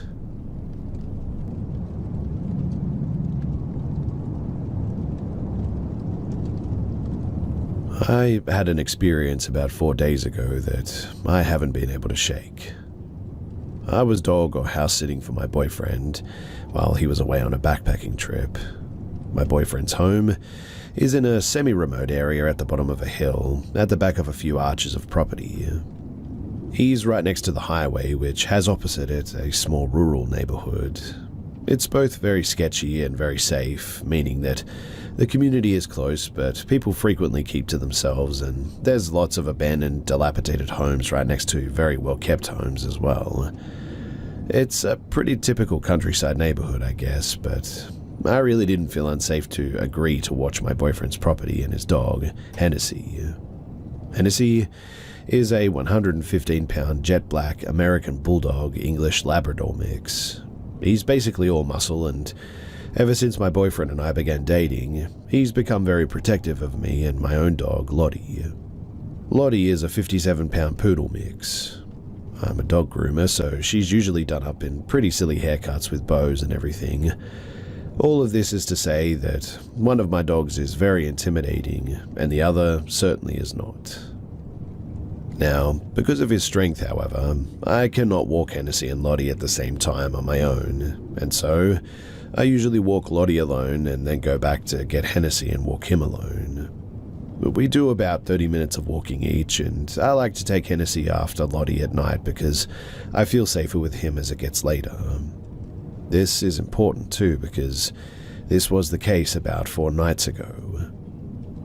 I was about 3/4 of the way through my walk with Lottie when I got this really weird feeling that I was being watched. The hairs on the back of my neck stood up, and I looked around to see that about 30 feet or so back, there was a tall man in a hoodie standing next to an older, rundown home. I instantly thought that the hoodie was a bit weird. I live in Northern California, and it's early August. It doesn't get colder than like 87 degrees in the evening, especially when the sun was still setting like it was at that time. I forced myself to brush it off though, as I tend to be fairly paranoid due to my years of reading scary stories. But as I kept walking, the sun kept setting and the streets began to slowly get darker. I would glance back from time to time and notice that the man was keeping pace with me, not breaking that 30-odd foot distance, but still. If I turned a corner, so did he. If I sped up, so did he. Finally, we reached the highway, and I crossed right before a car came speeding past, hoping that if the guy was following me, this would put some distance between him and myself, which thankfully it did. But that didn't stop him from continuing to follow me. I walked as fast as I could to the house, not wanting to turn around, but now being able to hear his footsteps on the gravel. At this point, Lottie had noticed him too and started to bark and growl a bit. I forced her to keep moving and thankfully made it back inside the house, slamming and locking the door, hoping that that was the end of it. But it was not. Moments after I'd shut and locked the door, I felt someone trying to open it. The dogs heard this too and started barking because they always do when someone is at the door. There's no peephole on my door, but I can talk to whoever is on the other side because it's a pretty thin door. So I yelled out and asked who was there. Through the barking, I could hear a man's voice. "I love your dog. Can I meet her?" For some reason, the way that he said it was just so creepy. It was like there was nothing behind it, kind of like he had rehearsed the line or decided to say it beforehand. I yelled back no and asked him to please go away. He paused for another second and then again said, "I love your dog, can I meet her?" He starts trying the door handle again, this time pushing up against the door. By this point, Hennessy can tell that something is wrong, and so can Lottie. The hair on the back of Hennessy's neck is standing up, and he is gnashing his teeth while growling. At that moment, I don't know what possessed me, but I threw Lottie into the bathroom behind me and grabbed Hennessy by the collar, keeping him close to the door with me. He's still barking and going crazy, mind you. I hear the man repeat that he wants to meet my dog, and I yelled out leave, and he paused and then slammed into my door. I would say too that the door moved at that moment. I unlocked the door and opened it just wide enough that Hennessy could get about halfway out. He's going bonkers at this point. My hand is starting to hurt from holding him back, and I can hear his teeth clacking as he ferociously chomps toward the man. And well, this dude was not expecting Hennessy. He stumbled back, almost falling over, and cursed as he scrambled to stay off the ground. He didn't even look at me and instead booked it up the hill as fast as he could and out of sight. Eventually, I managed to pull Hennessy back in, and I called the cops to tell them what had happened. I never did get a good look at the guy, and they basically told me that there wasn't anything that I could really do, but they did take my statement and told me that they'd contact me if anything ever came of it. Honestly, though, I am so thankful for Hennessy. After all of that, I snuggled up with him and Lottie that night and cried because it had all hit me how terrifying that really was. I literally went out the next day and bought him the biggest bone that I could find from a pet store, nearly an hour away, because he definitely had earned it. I also got Lottie something too. I don't know why this creep didn't get the hint when I had two dogs barking inside, but my assumption is that he didn't really realize that he was hearing two barks, or assume that if I had two dogs that they were both like my puffy poodle. That is to say that he just wasn't afraid. I'm very thankful though that the guy didn't have a firearm, and looking back now I probably should have called the cops and kept my door closed, to be honest. But I hope that maybe because he saw Hennessy, he'll know not to come back and mess with us, because if he does, this time I'll let my big sweet boy rip him to pieces.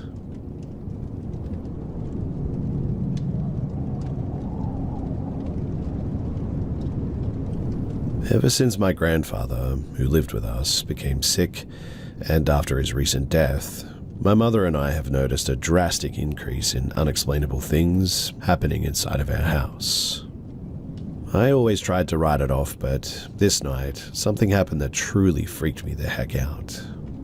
For some context, we live in the province of Alberta, and our house was built in the 80s. To my mum's recollection, when she first bought the house 13 years ago, there was no reported deaths in the house or any history on the land that it sits on. To bring everything back to the beginning of these events occurring, in December of 2023, my grandfather injured himself going down the stairs and was hospitalized. In his absence is when we, and even my grandfather, who was in the hospital, realized that something had changed inside of our home. Only days after his hospitalization, both my mother and I repeatedly heard footsteps or movements downstairs in the basement. My grandfather's room is in the basement.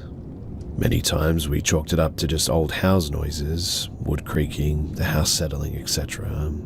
Until more physical things started happening, like the downstairs bathroom sink running, washing and dryer machines being open when they were previously closed, doors being open which were previously closed, items that were once on shelves being found on the ground, entire filing cabinets of papers spilled on the ground, lights flickering and turning completely off when in a room. Once, the stereo or radio system we had downstairs randomly turned on and blasted the radio for a few seconds before turning off as I walked past. But those were all the things that happened inside the house. But what's even freakier, and what made the rest of my family worried, are two specific instances in my grandfather's hospital room. once in front of my mother and aunt, and a second time with just my aunt in the room. The first time happened later in the day after dinner when my mum and my aunt were there. My grandfather leaned into my mother's ear and whispered, "Who's that over there? Is that a nurse?" and pointed to the corner of the room. My mum was confused and told my aunt, and she too became confused because, obviously, no one else was in the room. They thought that it was just him seeing things because the nurse said that he wasn't all up there after his fall. The second time, though, was much more intense and left my aunt hysterically calling my mum over the phone late at night. She told my mum that my grandfather was starting to fall asleep when he just sort of jolted up with a horrified look on his face and quietly told my aunt that the devil himself was standing behind her.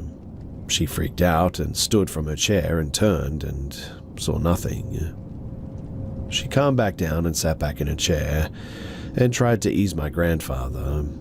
She said that he never calmed down and then loudly yelled, "He's trying to grab you." And my aunt said that she felt something touch her shoulder along with a breath on the back of her neck. She quickly called my mum soon after in a panic, and my mum advised her to go home for the night. And after that, there were no more incidences in the hospital.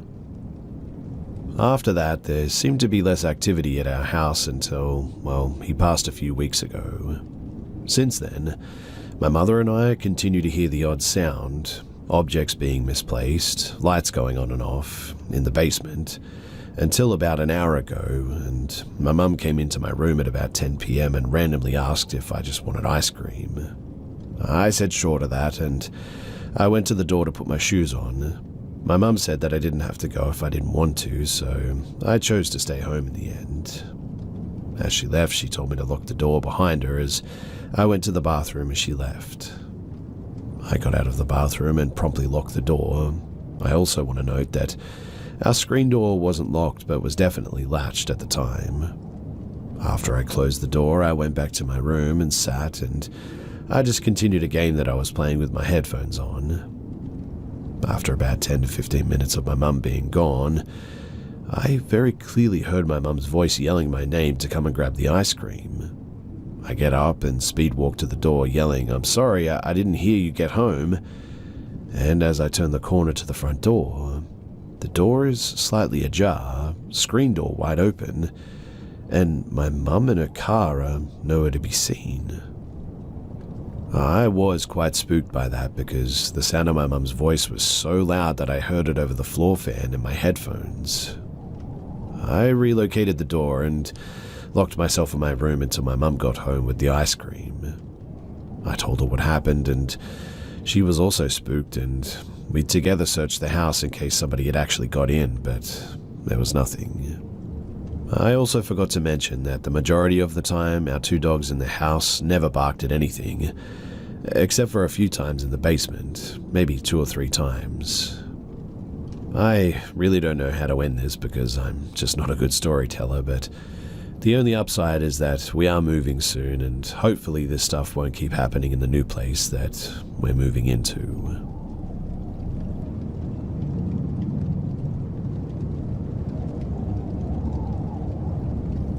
I worked security in 2019 to 2021. One place that I was working was a call center, and there was 24/7 guards on scene, 2 in the morning, 2 in the afternoon, and 1 overnight. On the overnight shift, there was no one else in the building, all doors were locked and all ID scanners were locked as well. I need you to understand that there was no one else in the building. There was no way anyone else could have been in the building with me. This happened in 2020 when everyone was working from home and the security team were the only people that were even in the building. So, at every odd hour, I would do a patrol around the building, check into all the rooms that I had to swipe at, and return back to the desk. Other than that, I'd sit there and watch the cameras and play my Switch. Now, one night, while I was there for the overnight shift and the other 2 guards had left, I had to go on patrol. The lights in the building were all out, and it didn't really matter that much because I could see enough with the lights from the parking lot, and I'd never been afraid to walk around alone there because really I enjoyed the job anyway. I walked through the downstairs, checked all the exits to make sure that they were locked, and all the staircases to make sure that they were empty. When I moved to the second floor, I heard one of the phones ringing out in the desks. Not unheard of, and because of the sensitivity of it all, we aren't allowed to touch the phones, except for the front desk ones, obviously. I usually played music to walk around, but this time I'd left my phone to charge at the desk. There was no device on me that could have made a sound. The phone had since stopped ringing, and I was still alone. As I moved to the final part of the building for my patrol, that was when I hear a small thud by the stairway at the back. That didn't bother me too much, but when I heard a female voice call out, "Help me," that was when I froze. I stayed silent, and I didn't move for nearly 15 minutes. It took me a while, but I eventually called out and asked if someone was there, but I didn't dare go over there to try and see. I would have heard something or saw someone moving over there if there had been anyone. I didn't finish my patrol that hour and immediately returned to the desk downstairs where the lights were on in the lobby. My boss even asked me when I told him about it, and he just nodded like, "Yeah, that happens sometimes." I didn't hear anything else the entire time that I worked there after that. I even checked the cameras that were in that area, and I can assure you that there was no one there. I always used to figure that ghosts were real, or I wanted to believe that they were, but that night completely proved to me that ghosts really are real, and when one asks for help, you probably shouldn't really risk yourself.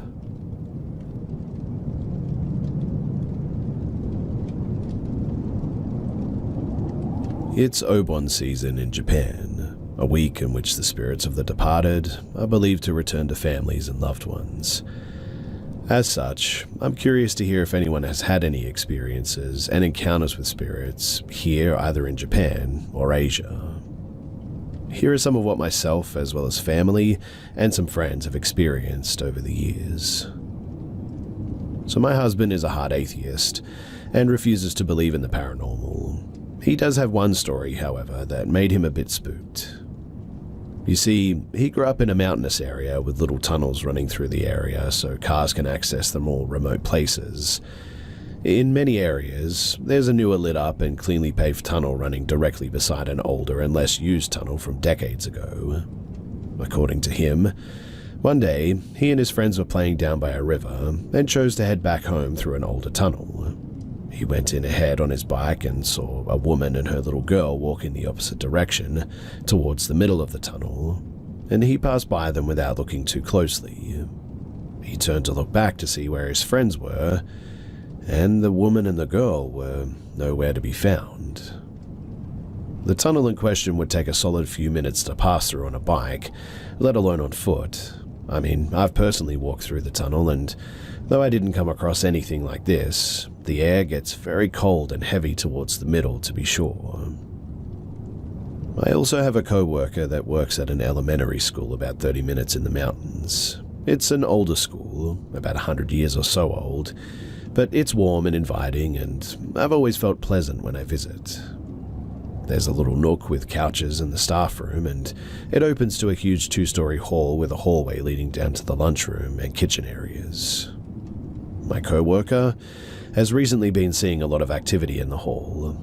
More than once, he's walked out of the staff room and seen a man hunched over a table in the hall as if reading something.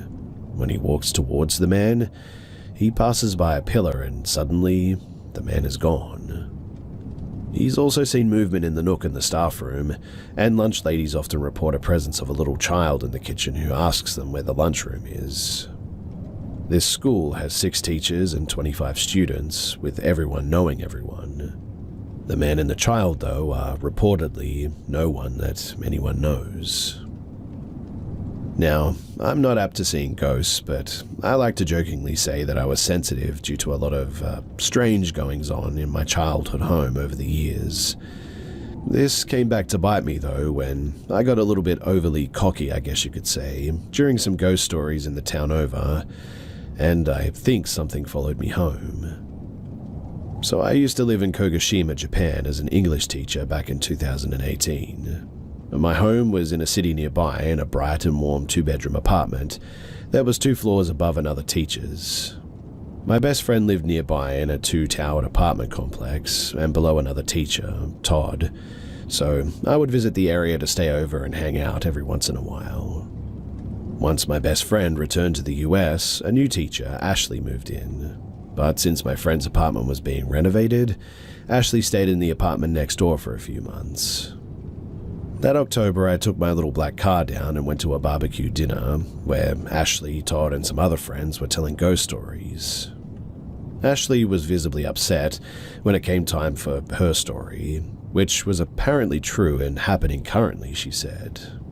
She would hear walking around from Todd's apartment at late hours, and Todd had told her every time that he was out visiting his girlfriend at the time, so it clearly wasn't him.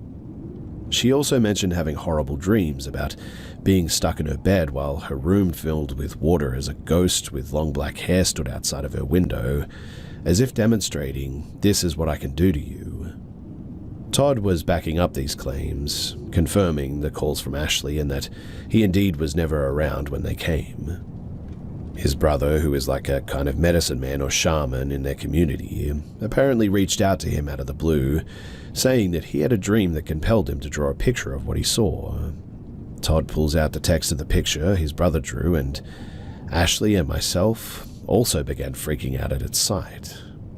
It was a picture of a white ghost with long black hair, crouched as if crawling on the outset balcony of an apartment. Ashley swears that it's exactly what has been appearing in her dreams, and all of us confirm unequivocally that the backdrop of this drawing is the exact building where Todd and Ashley live, the one where I'd visited my best friend dozens of times. Everyone is freaked out, but also sort of excited for some reason, like, oh boy, a real ghost situation, how fun for us. How naive we were, we came to realize. We decided to go back to Todd's place once we finished eating, and I felt a heaviness when I walked in. I told him immediately and seemed intrigued, but brushed it off as it's his apartment and he's got to be able to fall asleep there that night. I noticed that the same area that I felt heaviness was completely fine as I left to go home, but the entire solo drive back to my apartment was incredibly fear-filled and really tense, and I was afraid to look behind me as if I were going to see something in the back seat. I brushed it off as just my imagination, as I too had to be able to fall asleep that night, and proceeded to try and do so when I got home. Now, at 2:30 in the morning, I woke up drenched in a sweat with my arms and fists clenched so tightly around my head that I had lost feeling in them. There was a deep and dark heaviness all around me, and I just felt this overwhelming fear not to open my eyes. I'd never been one to have nightmares or sleep paralysis or anything, and I was completely awake as I remember being unable to fall back asleep and thinking like, oh no, I have work tomorrow, why the heck am I not sleeping at a time like this? The next morning though, I texted Ashley what happened and she freaked out saying that she didn't tell anyone this, but the exact same thing happened to her when she had the nightmares. She also asked me if I heard any wooden-like tapping coming from inside of my house, and I said yes. I noticed something coming from the corner when I got home, and I just chalked it up to the support beam settling. She gets even more worked up over this, saying that she didn't say anything about the corners, but that's where she heard the tapping as well. She and I messaged Todd immediately, asking if there was something his brother could do in this case, since apparently he had a dream about this happening too. Basically, he sent us over some symbols on paper and told us to burn them in the apartment to purify the space, and to leave one unburned to repel whatever it was. It took a few days during which I begged the teacher below me to let me stay with her, as my preciously warm and welcoming home felt suffocatingly heavy and dark in ways that I still struggle to explain. And it took about 3 days to arrive, and until then the tapping continued in corners of my room. In the meantime, I discovered what appeared to be handprints on the inside of my car's rear window after that drive home, which normally wouldn't be possible as I drove a Daihatsu Move at the time, and it was far too small for anyone to fit in the back. A disconnected phone line also rang at 8:15 p.m. one day, which my then boyfriend was there to witness. Once the papers with written symbols arrived, we burned them as told, and the heavy atmosphere cleared up immediately.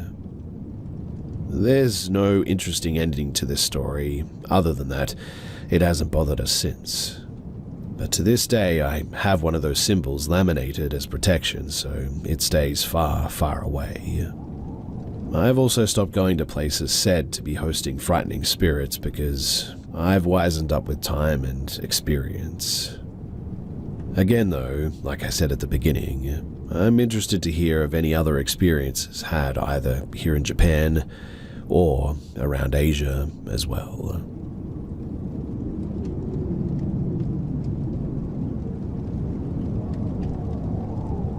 When I reflect on my childhood, I have a reoccurring memory that always baffles me.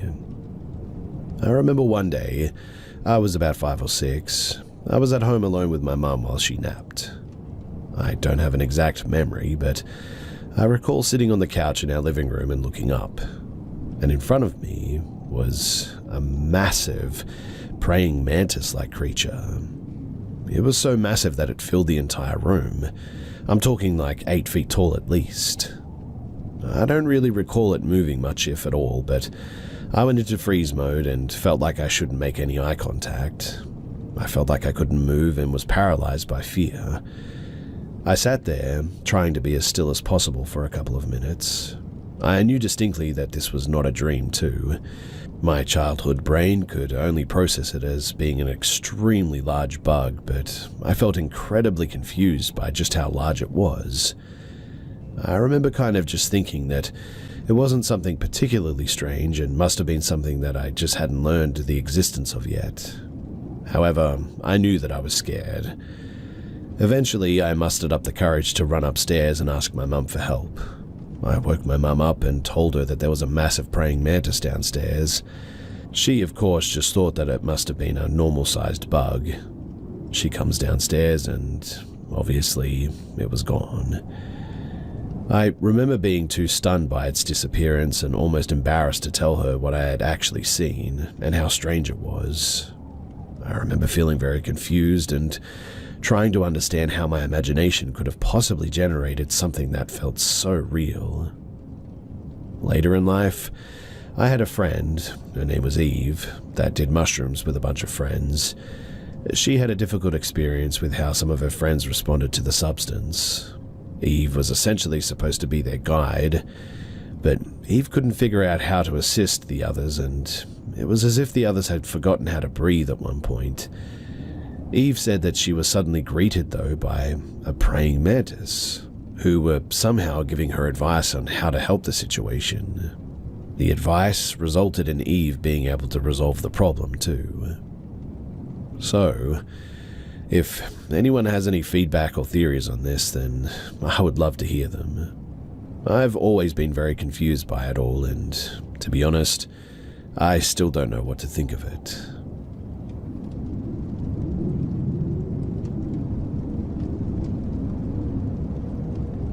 Something really strange has been happening lately, and I know I'm not crazy because friends of mine have experienced this with me on 2 separate occasions.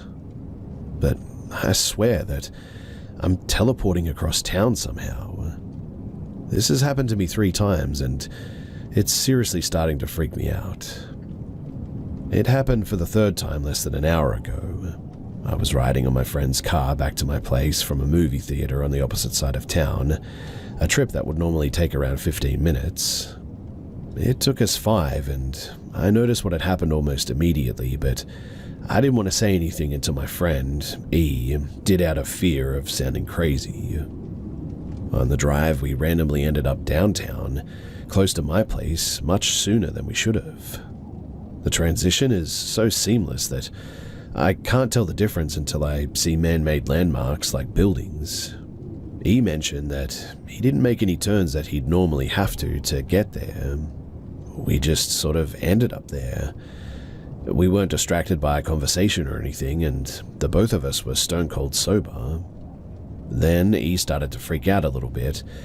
I told him about the other two experiences that I'd had, more on those later, but we made it to my place and decompressed for a bit before he left.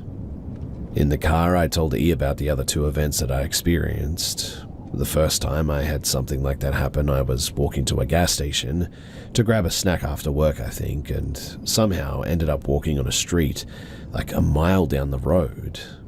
No time had passed at all, and I know this because I check my watch fairly often. The second experience was the more drastic of all three that I've had, though. I was in the car with another friend of mine, his name is Jay, and we were on our way to a Walmart, a 30-minute drive away from his place one morning, but we ended up getting there in 10 minutes. He noticed what had happened shortly after starting the drive over, and we took a turn into this more scenic road on my state, Virginia, which would be a straight path to North Carolina. But instead of us going towards North Carolina, we ended up in a very similar road much closer to that Walmart within a matter of seconds.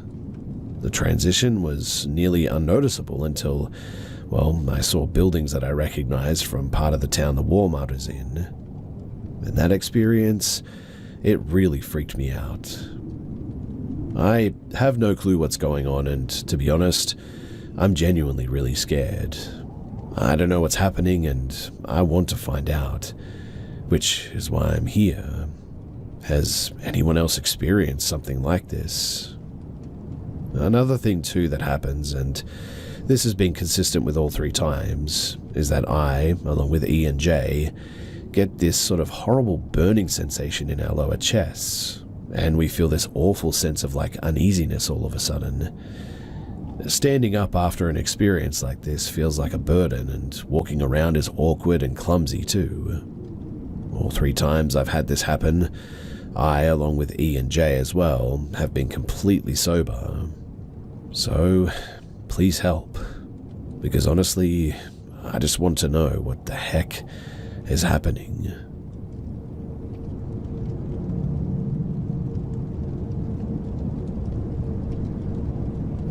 So I was maybe 9 or 10 years old in Mississippi visiting my grandma with my sister.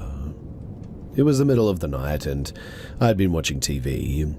Wanting a drink, I got out of my grand's living room to go to the kitchen. Now, my gran had a deck and a huge window that would show outside. My grandma, she lived right by the woods. Rarely saw anyone at night that weren't hunters looking for deer. I look out the big window, feeling sort of scared all of a sudden. And that's when I noticed outside there was a man in a black suit. But the weirdest thing was that he had no face. At least, that's what it looked like. Seeing a man with no face is horrifying, especially right next to the woods, and you know that no one else is awake at the time. I went to the kitchen to get my drink, then looked out the bay window in my grandma's dining room, which was attached to the kitchen. The faceless man was closer to the window now, and he just sort of stood there, unmoving, but seemingly staring right at me. My chest was pounding with fear. After all, the man was closer than before. Going back to the living room, knowing that I'd be safe due to the locked doors, but also still kind of freaking out, in the end I just sort of sat there and watched some TV. I finished drinking my drink and stand up, looking at the window in the living room, and the man was closer once again. Still staring me down, his hands by his sides. Feeling even more panicked, I go to throw away the can of soda that I had to drink in the kitchen. I look down to the bay window once more, and he hadn't moved closer this time. I walk back to the living room and turn the TV off, feeling eyes staring me down. My grandma was asleep, her husband was asleep with his sleep apnea machine going on in the background in their room.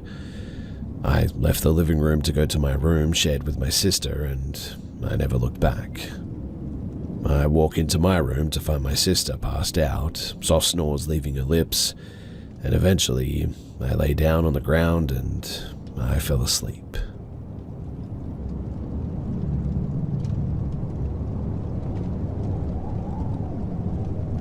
I found the courage to share this after, hearing numerous sightings of North American Indian mythical creatures, specifically the short people that seem to go by many names across the tribal regions of America. This exact type of creature has been sighted and discussed among Aboriginal people in Australia for thousands of years. In the southwest region, they're known as the Warraji, or hairy bushmen. Standing a few feet tall, they possessed insane strength and speed. Prior to colonization, there were stories of their friendship or alliance with Aboriginal people, but also there were stories of conflict and people or even children being taken by them. There were specific rules Aboriginal adults told their children, such as avoiding water bodies at night and in the evening, and no matter what, that never ever whistle in the dark. It invites them and it only spells trouble. Although, even some Aboriginal people say that these stories are just to warn kids about water safety. Well, in 1998, I knew none of this because, I'm not Aboriginal, and at the age of 10, when this all happened, I had never even met an Aboriginal person or been taught anything about Aboriginal culture in school. It was the 90s, and Australia had an uncomfortable relationship with the truth and colonization. Every school holidays, I used to leave the city and visit my aunt in the picturesque southwest countryside. I needed no encouragement in going because I loved the outdoors and had free rein to run amok on the dirt bike and go fishing alongside the magnificent Blackwood River whenever I felt like it, and so I went a lot. It was the 90s in Australia, and incredibly safe for a 10-year-old kid to roam the landscape for miles and hours on end, all alone with nothing but a trusty pocket knife. I was able to walk through my aunt's massive property to the edge of the forest, and then into the depths where the river flowed through, fishing for trout and redfin. On the last evening before I was due to go back home to the city, I was down there fishing alone as the sun was setting. I knew that I'd get into trouble being out that late, but having already snared a few trout, I figured that I'd be quickly forgiven. Plus, I was still getting bites, and I remember having caught the fish and kept them in an old metal bucket. I was on my last few pieces of bait anyway when I recall hearing a tiny sort of pinging noise on the side of the bucket. At first, I thought nothing of it because large gum nuts often fell from the trees. But then it happened again, much louder and more forceful this time. I remember checking the bucket and realized that they were small rocks and not gum nuts at all. I looked around assuming it was some kids from a neighboring property, which was very unlikely as it was maybe a 30-minute walk to the next property, at the other side of the river backed onto the national park where there were no other farms for miles too. Plus, I hadn't come across any kids throughout my entire stay at the farm either. But this is where it got pretty scary. The rocks, they got bigger and they started flying in from different directions, cutting my cheek and hitting me in the head. At this stage, I started crying. I was only 10 after all, and dropped the fishing rod. I had 3 large trout in the bucket, and my intention was to pick it up and run back to the farm as quick as I could. As I bent to pick it up, though, I was hit by another rock in the side of the head and fell over. I pulled myself up and I stared over to the other side of the river, the main source of the rocks. And what I saw paralyzed my whole body with fear. It was nearly dark at this stage, but I saw the outline of 3 short-looking bodies covered in hair. I would have put them at maybe a meter tall, 3 or 4 feet at most, the size of small children, but with the bodies of men. Their faces looked like they were sort of part ape, part human, but it was their eyes though.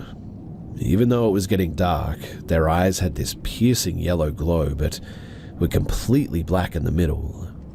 They wore no clothes, but were covered in extremely thick, sort of clumpy hair all over their bodies, except from the knees down, and had arms that hung almost like cavemen. But here's the strangest thing.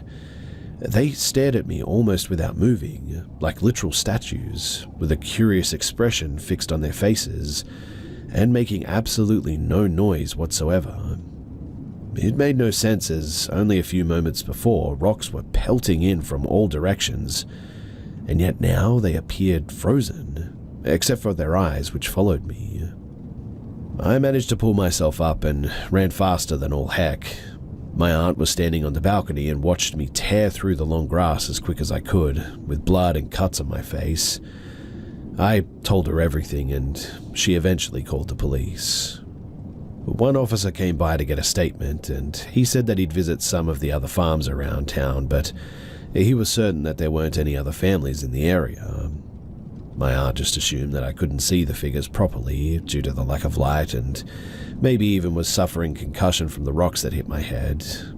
She assumed that they were kids or teens, but I know what I saw, and I'll never forget those murderous-looking yellow eyes, ever. The next morning, I went with my aunt to collect the fishing rod and bucket, and my aunt was shocked to see the fishing rod and the bucket were still there. She thought that it was an opportunistic crime, and we checked the bucket, and what we saw made our skin crawl. 3 perfect trout skeletons were now floating in the bucket, not one morsel left.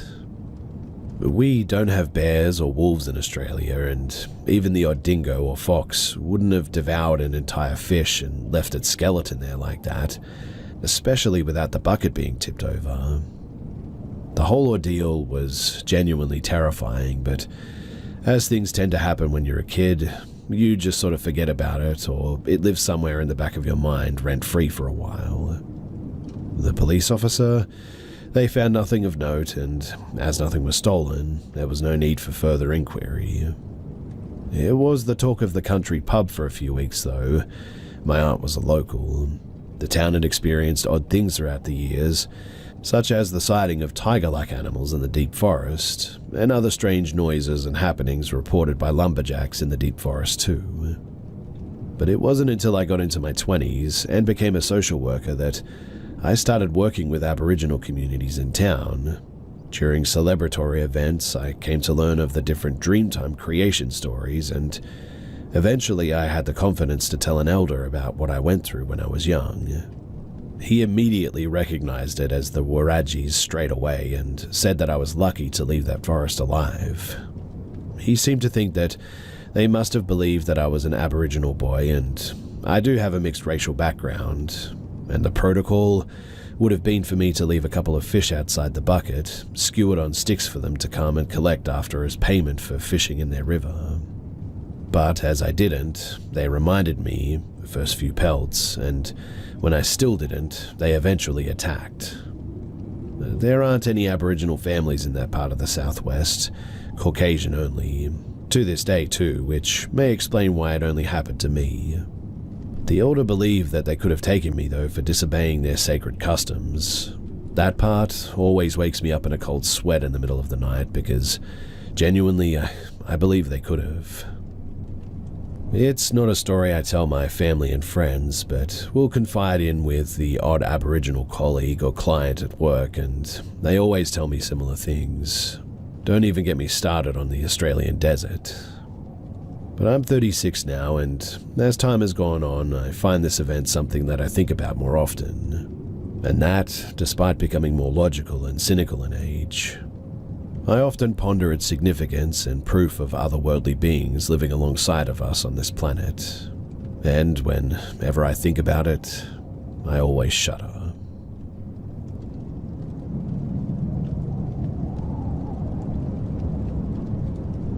This last year, my dad and I went deer hunting like we do every year. My brothers and uncles and grandpa all go, and we have deer stands spread out across maybe 60 acres deep in the Chippewa National Forest. But my dad's deer stand is one of the closer ones to our camp, so at lunchtime or nighttime, we wait for our family members to walk down the trail and wait for us to get out of our stand to walk back to the camp together. Our deer stand has a sort of locking latch on the outside and the inside, and it's a bit finicky and takes actual strength to get the latch to shut properly, and then you push it down a little to lock it in place too.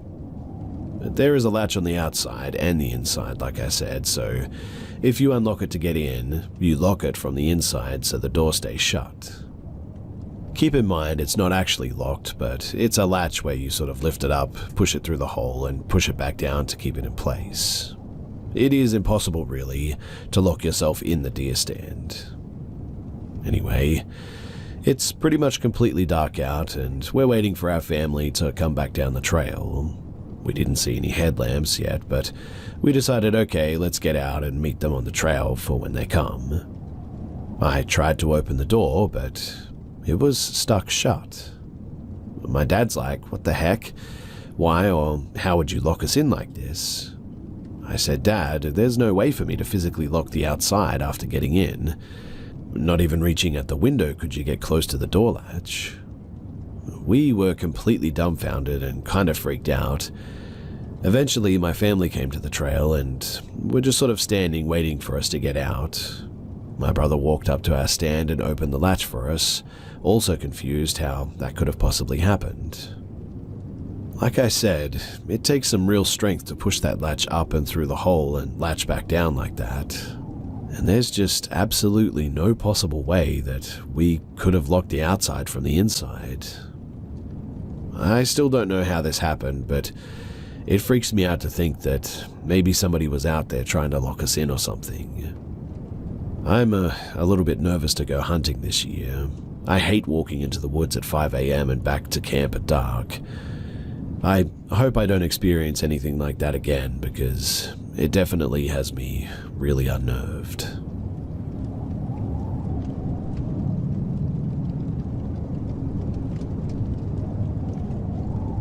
So I'm pretty sure that we were involved in some weird couples killing spree last night. Me and my boyfriend's family, we're big campers. We try to go as often as possible and try to find different places depending on the weather and the season. We booked a beautiful spot on the lake and had been anticipating this trip for months at this point. Imagine our shock when we got to our site and we discovered that the lake has flooded most of the campsite with the exception of ours, one next to it, and then one about 100 feet away.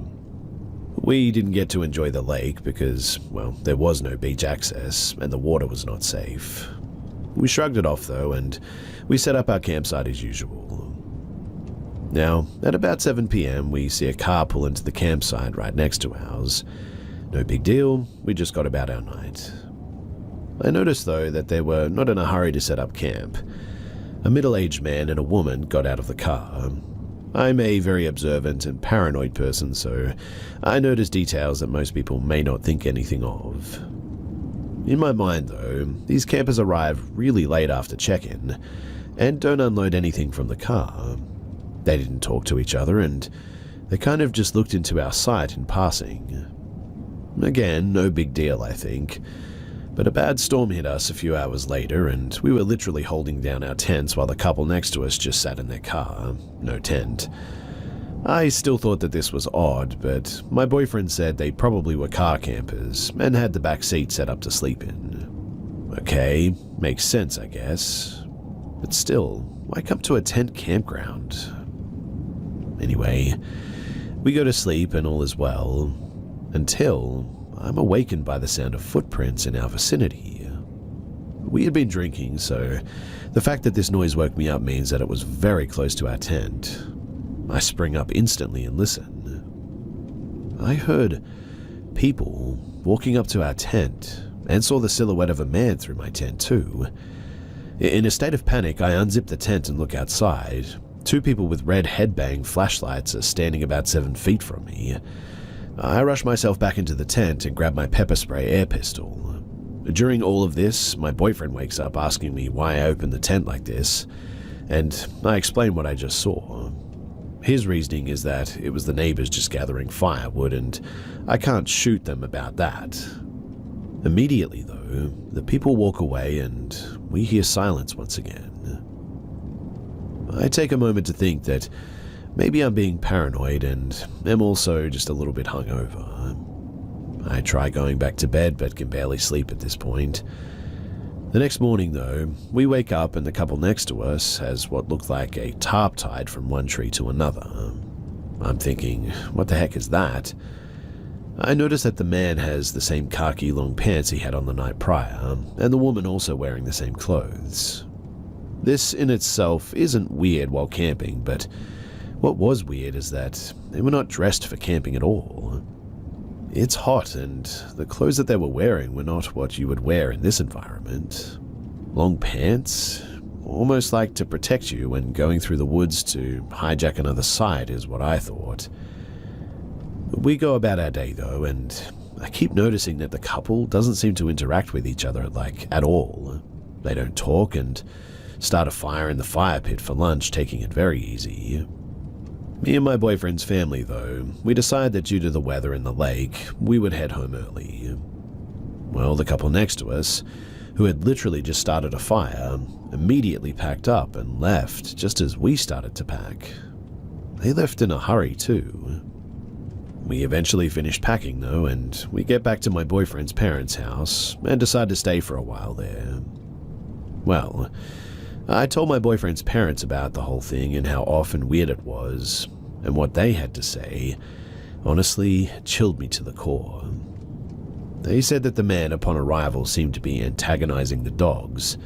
They have a Rottweiler mix and a pit mix, to see how they would react.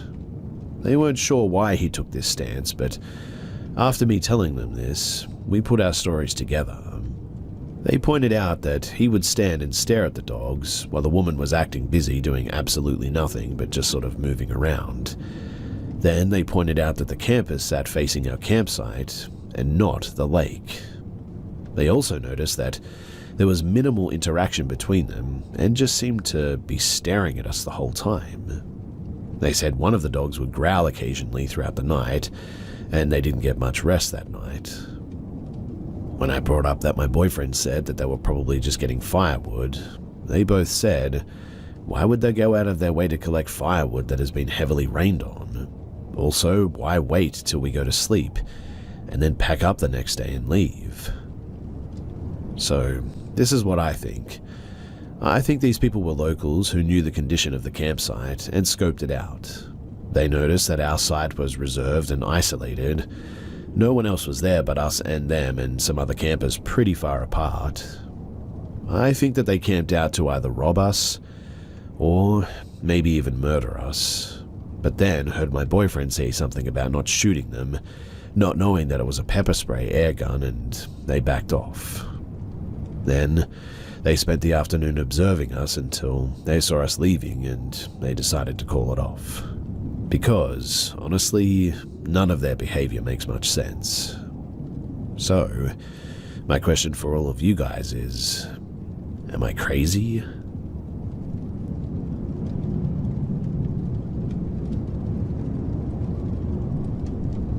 Early on in my relationship, I'm 24 and female, I frequently spent the night at my boyfriend's, 23 and male, his condo. He lived alone on the bottom floor. His neighbor above him was kind and usually a quiet guy. I rarely noticed noises coming from above. For context, almost the entire condo was hardwood flooring, with the only carpet being in the family room. My boyfriend was working a pipe-fitting job and commuting a couple of hours away, so he would usually leave at about 4 in the morning, if not earlier. I would usually stay in bed for a couple of hours after he left, then would hit the road around 7 or 8, depending on my work schedule. The first time that I noticed something, it was just a bit of a dream, albeit a very vivid dream. This took place after my boyfriend left for work and I had fallen back asleep. In the dream, I was walking through his condo and, as I passed by the bathroom, an old man came out and started yelling at me, saying something was wrong with the water. He had no clothes on, was shorter, rounder, bald sort of fella. When I went to look in the tub, the water was coming out of it dark brown, almost black in color, and the old man started telling me that I needed to get out, still yelling at me.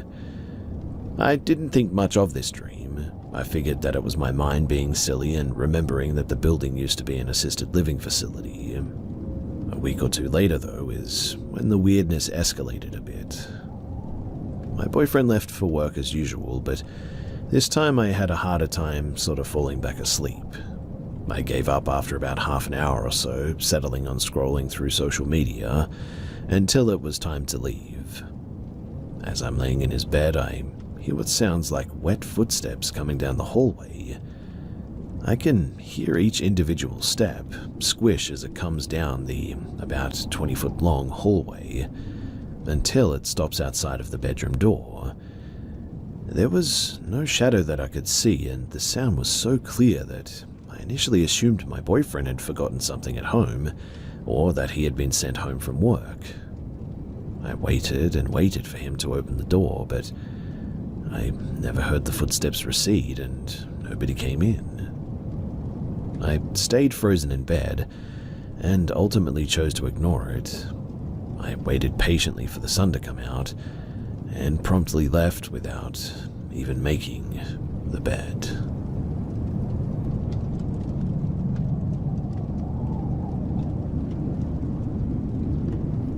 I'm certainly no stranger to the supernatural and paranormal. It's not uncommon for people in my family to experience these things, but it has been a really long time since I've experienced this particular reoccurrence, and life has gotten a bit better since it stopped years ago. Now, for the longest time since about the age of maybe 6 years old, I've experienced sleep paralysis. Before it started happening, I experienced a really terrible dream of a tall humanoid-shaped monster that was fully black. Not a shadow figure, not a person shrouded in darkness. This thing was made of, like, void. Basically, in the dream, I heard a loud roar from outside my 2-story bedroom window. I looked outside and saw this thing standing underneath a corner street lamp. No visible features, beside it being tall, like maybe 8 foot, humanoid in frame, and the roaring noise was coming straight from it. I would then run downstairs and my family would surround me like they were trying to guard me from this thing, but each time I turned around, a family member would vanish, and then once they were all gone, everything would go back as the roaring got louder, and then I would wake up. I would only ever experience this dream once, but it got followed first by brief bouts of what I feel is maybe like astral projection or an out-of-body experience, which only occurred in my grandma's house for some reason. I would wake up and see myself in bed, and then feel this sort of pulling sensation that would lead me to the front door, and I would stare at them and feel this sensation that something was on the other side of that door and wanted me to come outside. Nothing ever spoke. There was no noise, but I felt this draining and foreboding sensation when I stood looking at that door, and I would wake up extra tired the following day. This was a reoccurring experience, only ever at my grandmother's house, which I fully believe was haunted, and I can explain that later. The sleep paralysis was far more random though, like once a year I would guess. At first I wouldn't see anything. I would just experience the horrible panic of being unable to move, my heart racing, my chest feeling heavy and feeling really hot and uncomfortable. Then eventually I'd see that void creature in the dream that I had when I was 6. It never did anything. It was silent this time, but there was a fuzzy crackling noise coming from it, like static, and again it looked as if my hand would disappear if I were to try and reach out to touch it. Each time I would have sleep paralysis, it would be closer to me as well, like it was just inching closer each time that I had an episode. The last and final straw that I saw it was when I was 21, and it had actually been a couple of years since I experienced anything. So I brushed it off for the longest time, but one night I woke up feeling extremely hot, and the void figure was just standing directly next to my bed, looking down at me with bright, burning red eyes. The room itself was also a hazy, deep red, as if it was in a photography dark room or something. The static noise was pretty loud, and it sounded like this thing was speaking, but I couldn't make out any actual words. Its voice was deep and kind of had a vibration to it. Oddly enough, I didn't feel fear as I stared up at it. I just stared at it for what felt like maybe a minute, and then I closed my eyes and went back to sleep, almost as if I just couldn't be bothered with it. I didn't even remember it as well until midday the following day, and that was when I actually was scared. But weirdly, nothing further ever happened after that. At least for a while it didn't. No sleep paralysis, no void figure in dreams, nothing. It just stopped. It it wasn't until I was about 30-something as well that something happened that shaked me up pretty badly. Now, I was married at the time and my husband worked overnight, so I'd be at home by myself and sleeping. I need some kind of white noise in order to sleep, and that usually comes in the form of a fan being on. I woke up because the fan turned off. It isn't actually uncommon for the power to go out randomly in our area for an hour or so in the middle of the night, so I merely sat up in bed for a moment out of confusion. For a split second, though, I thought that I heard what sounded like a quiet growl under my bed. I didn't have any pets at the time. I brushed it off because it was so quiet, and I figured that I must still be out of it from sleep or whatever. But I got up with the intention to go to the kitchen to see if the oven light was blinking, because that usually indicated that the power simply just went out and was now back on. But the second that I opened the bedroom door, there was that deafening roar from the nightmare when I was 6, and everything in the house suddenly turned red. My only thought was to run out the front door, but when I did, I ran right out of my bedroom again like I was caught in some sort of a loop. I couldn't leave the house. The roar was suddenly getting louder and I was really starting to panic.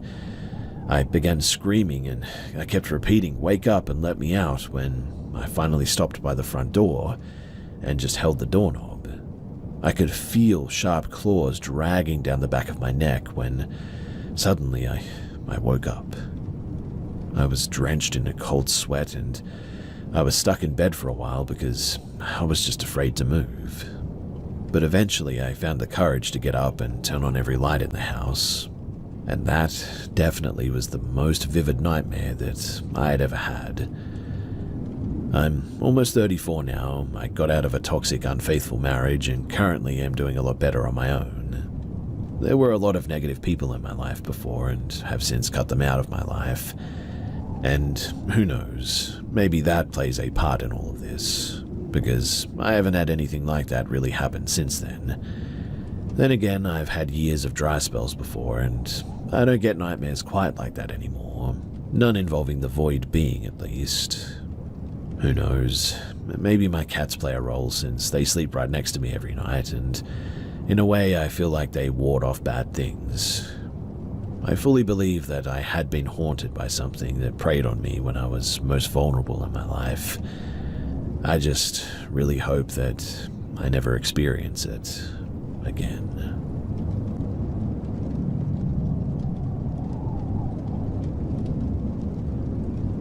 In Northern California, my family lived in an old house from the 60s. It was worn and squeaky, but livable. A charming house, really.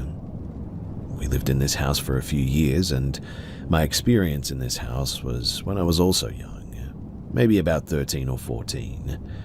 And many of these instances had convinced me thoroughly that this place was haunted. So when we first moved in, there were many drafts, cold spots, and some strange sounds through the house, but nothing came close to the pictures that I'd gotten of the entity in the home. Leading up to the photos being taken, my family had started seeing orbs, shadow figures, etc. that were generally non-applicable to a haunting in their eyes, but I was freaked out more and more as time went on. Now, one day, I was sitting on my parents' bed reading an old magazine when I heard a very clear "hi" right next to my ear. I left the room so fast it was unreal. Another day, I'd lost my phone for a week, tore apart my room from top to bottom, couldn't find it anywhere. A week passed and I found it sitting neatly on a box in my closet. Okay, I must have looked past it, right? Whatever. Around this time, I was known for making little recordings of my child self singing and making atrocious noises because I was a weird kid. The thing was that I always named those recordings, always. The day that I found the phone, I went in there to listen to my sound clips, and there were 3 new unnamed recordings. Weird. I mean, I would have named those for sure. So I played them and was instantly freaked out.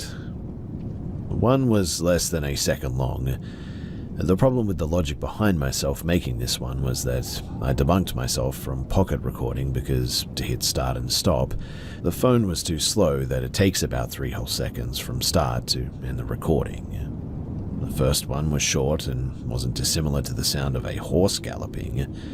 The second sounded like a pocket recording, so I shrugged that one off. Okay, strange. The third recording was fairly long and hosted a loud crunching or marching noise with children in the background like a party. I hadn't been to any parties, nor was I in school for the spring break, but you can clearly hear an adult male voice say the word name Fallon, but the rest is muffled. Okay, cool, whatever, I forget about it. But a week or two later, my phone disappeared once again. I searched and searched my closet for days to no avail, only to find it a week later in the exact spot that it was last time. This time, I instantly directed it to the sound clips and, to my surprise, found 3 more recordings. 2 short ones and 1 long one. The first 2 were just static noise, but the third one brings chills to my arms every time that I listen or think about it. It was a very little girl singing into the phone like I would have, but I definitely did not sing that. It was hard to make out, but it was something about going to the edge, then something else I couldn't quite make out, and then it just ends. Don't get me wrong, I know it's heaps unlikely that there's a ghost who can record themselves singing into a phone, but I have no idea where these came from. I'm the youngest in my family, and nobody could tell me where those came from either. Nobody would play a prank like that, and my young cousin, pictured in the picture that you're about to see, didn't have any knowledge of how to navigate a phone yet. Sometime later, I was woken up really late at night one time for some reason. I've had terrible insomnia problems my whole life, but I could hear my dad in the kitchen. He must be coming home from work, I thought, checking the alarm clock. But it was 3 in the morning, and there was no way that he was home that late. Then I remembered, no, he didn't work today. Heavy bootsteps started walking from the kitchen towards the hallway. It walked from the laminated floor into the kitchen to the carpet, just down the hall, and eventually stopped in front of my sister's room. And I was awake for a few hours afterwards, not hearing anything else for the rest of the night, scared out of my mind, for sure. So, now to the pictures. I was babysitting my younger cousin by myself one day for a few hours. We were coloring and playing with Play-Doh. Pictured is me in front of them taking a picture of them, and I didn't see it when I took the pictures, and I didn't know it was there until years after we moved out. But the timestamp stated that they were taken within the same minute. And behind my cousin sat with the china cabinet with a mirror in the back. The figure in the mirror would have been standing just behind me in the kitchen. You can sort of see the cabinet of the kitchen, right, and the fridge to the left, and the window just past it if you look carefully. The figure, it had no facial features. The first picture was taken with the figure, and the second is without it. And you cannot tell me that this place wasn't freaky. Anyways, that concludes my story, and I would be happy to answer any questions if you guys have any. Thanks for listening.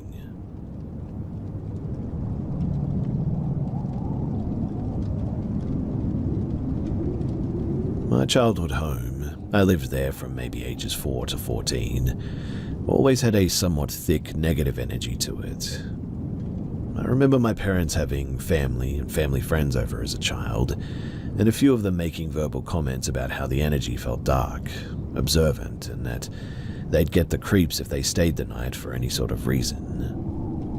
In my experience, as I aged through the elementary school period, the parts of the house that felt the darkest and most ominous were basically the whole upstairs, the game room, my bedroom, and the bathroom, and downstairs, and it was the laundry room that felt particularly dark. In general, the other parts of the house felt okay enough, but as a child I experienced significant fear around sleeping in my bedroom alone or at all, even if my mum accompanied me to my bed. Even during the day, if I was playing with my toys, I'd eventually get the creeps, and it felt like something was just lurking, observing me, slowly making its way, most of the time after some time playing in there. That creeping feeling that would make the hair on my arms stand up, and I'd look around my room. My eyes would always lock onto my closet door and stare at it in fear. Eventually, I'd find the courage to rip my attention away from it and flee out of my room. Now, on one particular day, I was playing with my toys on the floor of my bedroom before dinner. I was excited about the toys that I was playing with because I had just gotten them for my birthday. No one else was upstairs but me, and I get called downstairs for dinner. I go down and I eat, and after dinner I come back up pretty quickly as I was excited to resume playing with my new toys. I walk into my room and I freeze, as my toys were in completely different positions and locations than where I'd left them.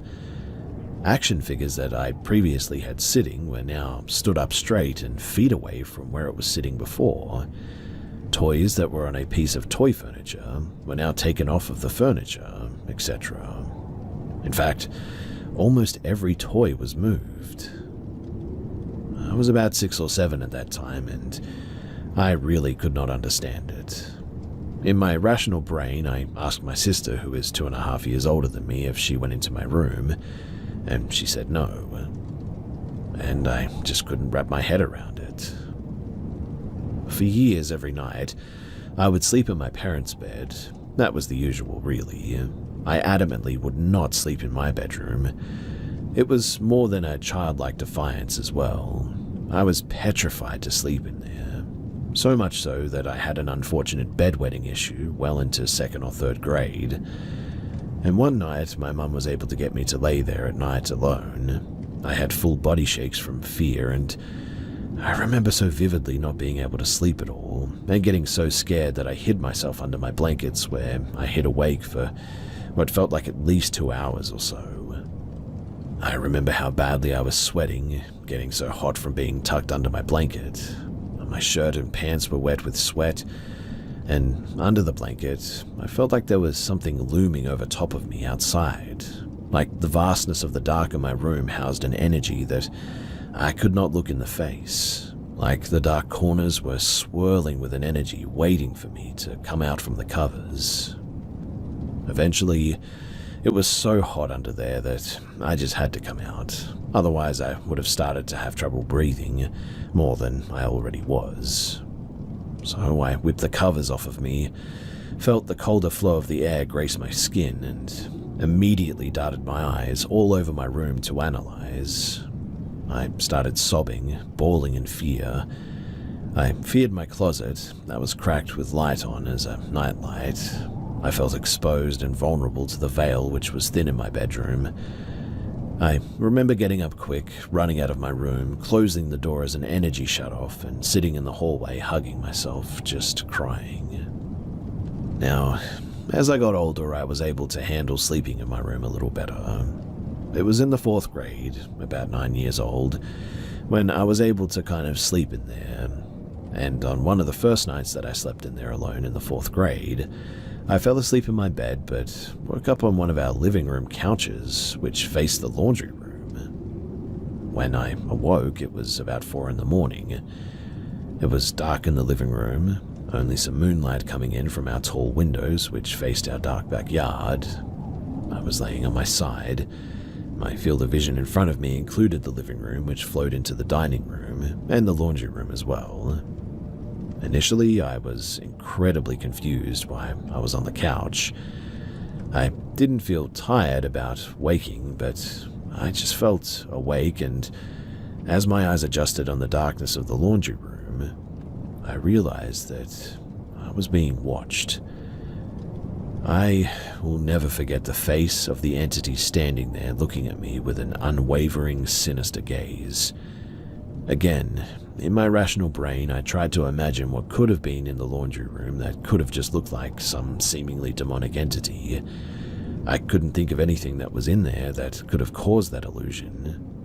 In there was just the washer and the dryer and the cabinets on the wall, really. Nothing else, No clothes or towels, no posters or artwork, nothing. But I stared into the darkness of the laundry room that, as my eyes further adjusted, seemed to illuminate this creature. More pale white skin, big circular black darkness around the eyes which peered upwards at me from a downward pointed chin, hair that was long, black and stringy. Its pale white fabric skin seemed to disappear vertically into the darkness, and I instantly felt frozen in fear. It wasn't moving, not even an inch. It didn't move a single muscle. I must have been breathing half of what you normally breathe in a minute, as I didn't move, or more that I didn't even need to move. I was hardly blinking, and I definitely wasn't going to go back to sleep. For some, I know that this sounds a lot like sleep paralysis, but I know for a fact that this was not that, because I was 100% not moving on purpose. I was not trying to move, and I couldn't. I was deathly afraid, and would not allow myself to bring any attention my way from this thing. I stared at it until the sun came up, and my parents' alarm started going off to get us ready for school. When the sun rose, I remember how stiffly I moved when I stood up. I kept my body back pressed on the wall next to the couch as I made the corner into my parents' room, never turning my back towards the laundry room in this face. Minutes later, when my parents were up and I needed to get ready for school, I ascended the stairs to my room and I found my bedroom blanket strewn down the stairs vertically, which would symbolize it falling off of my body as I maybe sleepwalked out of bed and down the stairs earlier, leading me to waking up on the couch. I don't remember what ensued following that, though. All I know is that around the same time frame, I had another sleepwalking episode where I wound up on the couch after falling asleep on my bed. This time, when I woke up on the couch, I also had articles of clothing taken off of me that would put places that would not have fallen onto naturally. The places that I found them almost appeared purposeful. Before or after these two sleepwalking events, though, I have never sleptwalked otherwise. I started experiencing other things too. In my room during the day and at night, toys in my closet would start making a sound out of nowhere. I wasn't as scared as I used to be when I was younger, so I was able to handle these happenings and feelings of fear better. It never diminished the dark feeling in the corners, though. But one night, I generally was having a hard time falling asleep, so I laid awake in the quiet of the night, everybody else asleep. I was staring at the little sliver of hallway ceiling that I was able to see from inside of my room, which was slightly illuminated due to a nightlight or something from far away in the bathroom. For hours, the silhouette of a man's side profile was on that ceiling. To compare how it looked, unironically, it looked how people online described the Hat Man. It looked like it had a top hat on, a big brow bone, big nose, and a strong chin.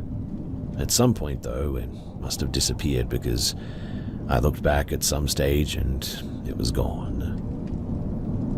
I could continue on about the energy in my house and all of the little things that happened. My main experience was what happened in that laundry room, though. I have always hesitated to tell people about it too because of the Hollywood-esque nature about the way the entity looked. I get that. I've only ever told a few people, in fact, and even then I feel like they think I'm conjuring up something that I'd seen in Hollywood. As an adult, I've spoken to the same family friends who used to visit when I was a kid about the energy in that house. Now, one family friend who is particularly sensitive to energy and was spiritual for the time said that one night she stayed the night with her husband. Side note too, it was often my parents' family friends who would stay the night upstairs. My parents were not shy partiers or anything, so often our family friends were too drunk to drive home and they'd stay the night. And if needed, my parents would offer my bed. These family friends have always been safe and trusted adults in my life. Shared with strangers here, I know that this could sound a bit strange that my parents just let their drunk friends have my bed. However, this particular family friend was like an aunt to me, and I don't recall being at home this night when she slept in my bed. Anyway, she told me at some stage in my adult life that this night she slept in my bed, which she never had before.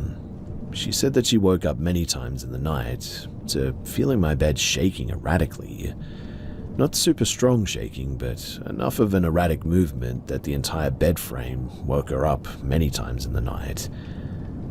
Now, as an adult, I don't think too much about all of what I'd experienced. I remember in middle school when I first watched the first Insidious movie, connecting really deeply to that movie. I resonated a lot with Dalton, as he seemed to be the target of what was going on and having these confusing things happen to him. I definitely feel that I experienced more in that house than my sister or my parents ever did.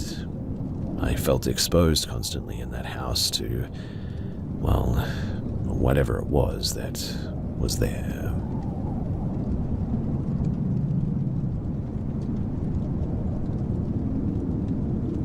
I live in South Africa and am now 22 years old, but when this took place, I was about maybe 8 to 9, I think. My family and I had gone camping in a popular dam for what was meant to be 2 nights. It was my mother, my older sister, and myself pitched up in a tent. On the first night, sometime pretty late, I had gone out to go for a pee, but on the way back, 2 older men, maybe in their 40s or so, they were sat at a fire and they called me over. I'll admit that I was a pretty brain-dead child at that time who didn't heed the wisdom of stranger danger, and so I obliged. They were busy braaiing and offered me some meat, which I happily accepted. We started chatting about stuff, and in hindsight it was mostly them just giving the usual small talk conversation points, but after a few minutes I remember I started to feel extremely dizzy. It was like the world was spinning, but everything was going in slow motion, if that makes any sense. Now, using drugs quite regularly, I definitely think that I was high under some sort of influence of some sorts. My memory becomes a little fuzzy at that point, but I remember them offering me to take me for a ride in their car to show me something at that point. A little late, I know, but I realized something was up and I started to cry, and I tried making my way back to my tent, but these guys just kept insisting. I must have made a decent amount of noise though, as another camper came up and began asking them what was going on. They told her something about trying to help me back to my family or what have you. My memory is really fuzzy here as well, but she ended up bringing me back to my mum, and they were talking about something outside the tent while I went back to bed. The next day, all I remember was it was a nightmare of nausea, and I pretty much ended our camping early as we went back home after this. As for the 2 men, I never did see them that day, but it's not like I was looking either, so I don't know if they left or not, but truly I was just glad to be going home.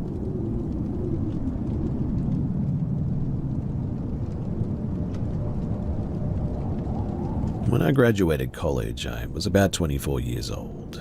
I really wanted to get out on my own and try living alone at that age. I mean, bit of a late bloomer, I know, but luckily for me, my grandma had asked me to move in to an assisted living center about a year prior. I had asked my parents if I could live there. They talked it over with my grandma, and she agreed that it would be nice to have someone there after a year of it sitting empty. This was in a kind of up-and-coming area, but still, it had its rough spots for sure. Regardless, I was really excited until, well, I got there to do a walkthrough to see how I was going to set up my things. The house was a shotgun-style sort of home with a cellar that could only be accessed from the outside. While I was walking through the house, I swore that I was hearing noises, though. Finally, I realized that they were coming from the basement. So I called the police, and they came out and escorted out 6 people from the cellar. They were apparently squatters that had been living there, and after they left, I went down there to find, well, all kinds of stuff. The cops took all the drugs and anything else illegal, but it looked like someone had spray painted the walls just all over the place. It was just a concrete cellar where the water heater and the HVAC were, so I wouldn't have really cared, except it seemed to be kind of, well, satanic, I guess is the best word. I don't know anything about that stuff, but there was a couple of pentagrams and a chalk circle on the floor. The cops didn't really have anything to say about it. They didn't know either. So I poured some water on the floor to wash away the circle, but the walls I just left as they were. Well, fast forward a few months of me living there. Honestly, I had forgotten all about it. I had started dating my future wife, and she was over a lot. We were getting ready for bed one night in the bathroom brushing our teeth, when a knock came from the back door. I ignored it, but it came again. It was 1 a.m, mind you, and this was my back door as well. I mean, someone had to have come into my backyard by opening the fence gate. So I grabbed my gun and went to the door, keeping it out of view, and some guy was standing there on the porch. I opened the interior wooden door, but kept the outside storm door shut and locked. I asked what he was here for since it was so late, and all he said was, "Is Christina here?" I told him that he had the wrong house, and all he said was, "Oh, so you don't want me to leave?" I told him that he better leave and not come back, and he just sort of stood there, staring at me. I'll admit that I was getting very nervous at this point, and so I shut the door. He walked down the steps and just stood in my backyard, staring at the house. And then he tried to open the cellar doors. I had them padlocked and he gave up eventually, but I opened the back window and told him to get out of here before the cops show up, or he gets shot, or maybe both. But again, he just stared, and then finally he left. I didn't sleep that night. Again, though, a couple of months later, my girlfriend told me that the guy came back, just standing in my backyard staring at the house. This time it was in broad daylight, and I called the cops this time, and he tried the cellar doors again, but left before they showed up. The next day I went down to the cellar to see if maybe there had been something left behind that he was trying to get to, but I genuinely found nothing. It was just a damp, disgusting cellar with a dirt floor, and I have zero idea why he wanted to be in there. I highly doubt the satanic stuff had anything to do with it, but it certainly just made it a whole lot creepier, I guess. I unfortunately had to move out sometime later as I could no longer afford it. We never saw the guy again, but the whole situation was just really, really weird.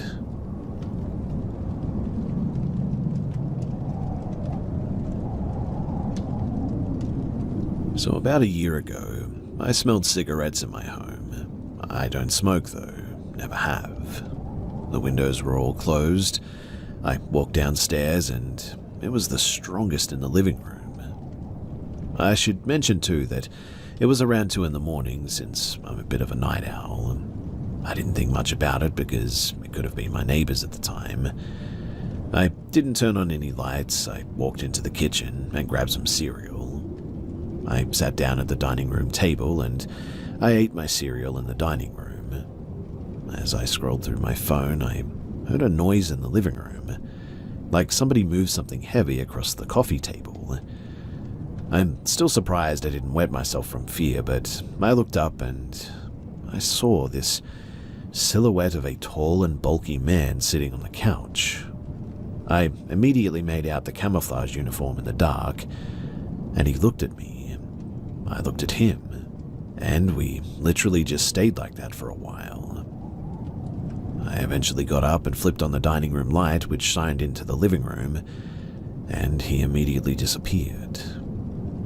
I went upstairs feeling like I had actually gone crazy at that moment.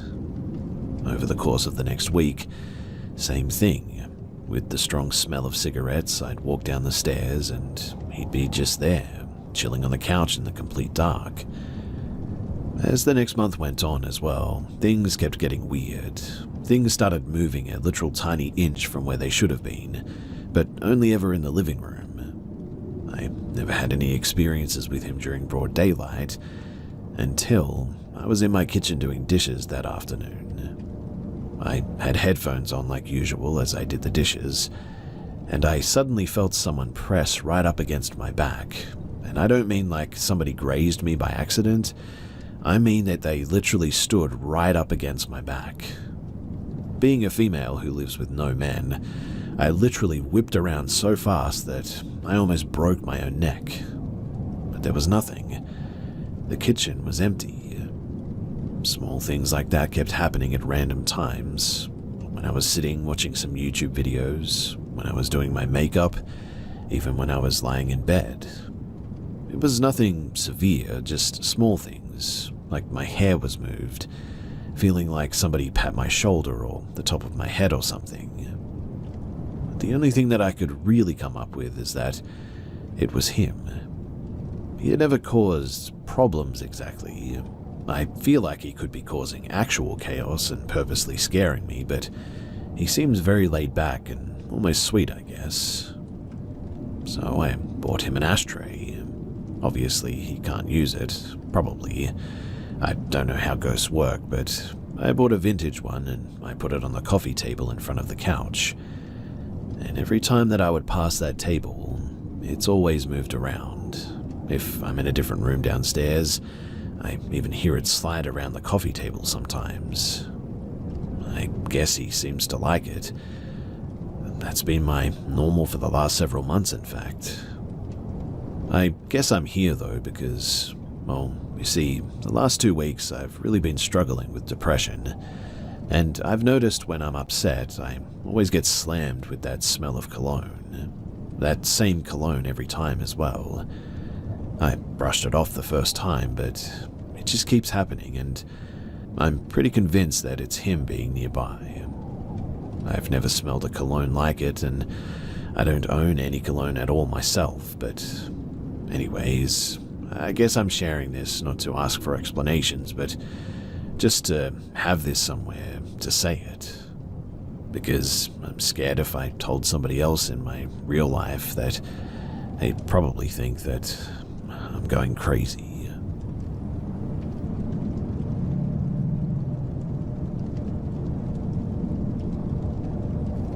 This happened when I was about 12 or 13. For important context, I lived in an apartment complex that was 2 sets of rows, each row with 4 apartments. I lived in the apartment closest to the street of one row, and had 2 cousins that lived in the apartment at the very end of the row, in the back. I would hang out with them just about daily. We were very into soccer at the time, and we would walk to the park about 4 or 5 streets away, along with some of the neighborhood kids, and play some soccer there.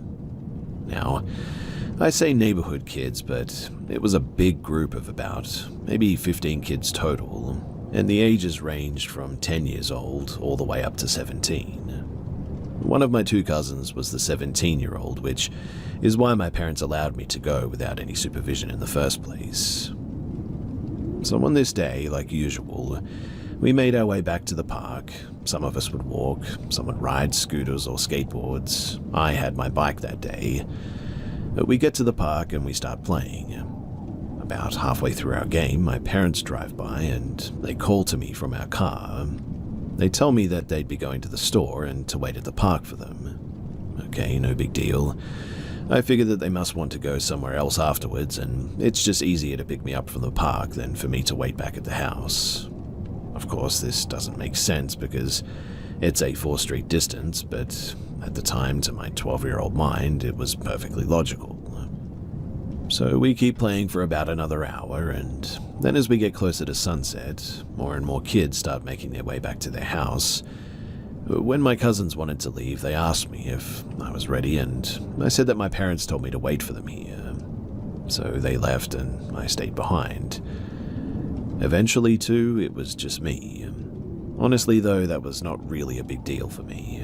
I'm familiar with the neighborhood, and I have my bike, and the energy of a 12-year-old. So I start riding my bike up and down the street, just sort of killing time. At this point, it hasn't occurred to me that if my parents wanted me to wait for them at the park, they wouldn't want me to wait past sunset.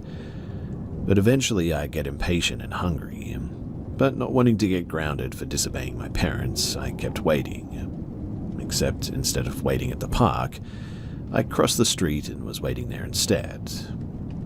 After a few minutes, a car drove up and stopped next to me. Nothing scary yet because there is a stop sign there, so I don't really pay it much mind. Except when it drove away, I realized that the car looked a bit weird. It was old and boxy, like an 80s car, but what really stood out was that it looked spray-painted grey. What I mean is that it was definitely not real car paint, or done by a professional at least.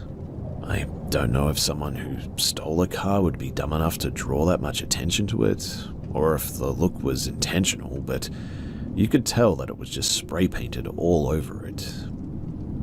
Anyway, it drove away and I kept waiting, annoyed now. Then the car comes back from the other side of the street. I noticed it because it was hard to ignore it at that point, but my survival instincts are still not kicking in. Maybe they were lost or just wanted to turn around without doing a U-turn, and since the park is a big square, going around it and coming back is easy enough to do. A few minutes go by, they drive up again and stop at the stop sign again. This time I'm starting to get a bit nervous, so I look at the car. Two men are inside, very scruffy looking, unkempt beards, unkempt hair, dirty faces, stains on their shirts. They look at me. They both smile at the same time. They look at each other, smile even bigger in the creepiest smile that I've ever seen someone do to this day, and then they drove away. Their smile creeped me out so much that I was now on high alert. In particular, I was watching the other side of the park, where they would come from if they went around again like they did the first time. And sure enough, they did. This also means that they were now on the same side of the street as me. So as soon as I saw that car, I jumped on my bike and I rode as fast as I humanly could. I could hear one yelling something, but I honestly don't know what it was. I was too busy riding for my life, and I could hear the car catching up, but I was too scared to even turn around. I somehow made it to my street and ran into the building, but I didn't want them seeing where I lived since my apartment would have been, well, the one visible from the street for the most part. So I went to the back instead, behind my cousin's apartment, and I hid there. My reasoning was, if they followed me inside the building, they would see me knocking on their door and get me before anyone answered. Worth noting too that, if it wasn't obvious, this was definitely before cell phones. I waited for what felt like a few hours to my 12-year-old brain, but was probably only 20 minutes or so in hindsight, before I got enough courage to make the short walk down the row of apartments to mine, and I tried the door. It was unlocked, so I went inside and my parents were there, sitting on the couch watching TV. They asked me how our game was, completely nonchalantly, and I instantly questioned them and asked them why they didn't pick me up. They both looked confused. They asked me why they would tell me to wait there instead of home when it's a 4-street distance and I had my bike. Once they said that, it did make a whole lot more sense, but to this day I swear that they told me to wait for them there. They even told me that they were going to leave the door unlocked for me in case I got home before they did. In my excitement of the game, I must have just completely misheard them or something. I simply went to my room after that, never telling them about any of it, because as a dumb kid I knew that if I said something that they wouldn't let me play soccer anymore, and that was clearly more important than my physical well-being at that stage. I never did see those guys or that car ever again. I look back on it now, and it doesn't matter how fast I was pedaling my bike. I mean, they were in a car. They should have and could have caught up if they wanted to, so I really don't know what their intentions were, if they were just having a laugh at my expense, if they were trying to scare me, or if they actually had something darker in mind.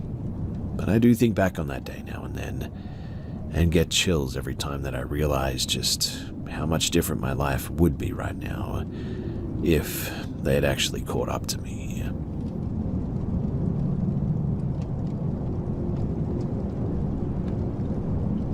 So I'm 24 and male, and branching out a little bit in my dating practices. I've got a transgender date under my belt, and honestly, it went really well. My second, however, made my intuition scream, get out of there. I was out Ubering food late one night, and when I was done, I decided to try and hook up while I was in the city, away from my rural home. My attempts on Grindr for a meet were unsuccessful. I wasn't quite ready to give up yet, so I went to Tammy and started swiping. The first swipe of the day was a lucky one as well, or so I thought.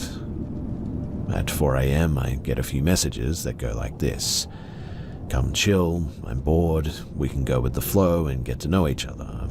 Number and home address, McKees Rock, Pittsburgh, PA.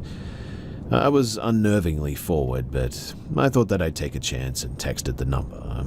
"Hey, are you still up?" I said. "Yeah, come and talk and chill," she said. "Have you had coffee, breakfast yet?" "No," she said. "Okay, would you like to get some?" She said, "I don't know, maybe." "It's gonna be a 30-minute drive, would you like to talk over the phone instead?" She says that she's going to take a shower and after that she will. I get within 10 minutes of the address and I get a text. She says, "I need 15 more minutes, why don't you bring something with you?" That's obviously fine so far, but I didn't get to talk to them and get a sense of who they were, so I take my knife and carry it, appendix style. I circle around the block to scope and find a parking spot, preferably close in case I need to nope the heck out of there. Someone had just parked out on the street in front of the location, and they were just sitting in their car, it seemed. I waited out a bit, and they just never come out. I then gained the courage to go to the door, mentally prepared for anything to go down. I knock, and the door opens. I didn't recognize the person who opened the door, but I told them who I was here to see, and they let me in, directing me to the door to my left. The guy then stands between me and the exit and says, "Come on, man, what the heck?" And as if on cue, another man enters the building and they go upstairs. I thought that this was the man who was parked in the spot and never got out as well. There were 3 apartments in said building, hers, the third, to the left as soon as you enter the main door, and then one up some stairs facing the main door. I didn't pay much mind at this point to where the last one was, but I knocked on the 3rd apartment to see my date, and she answers right away.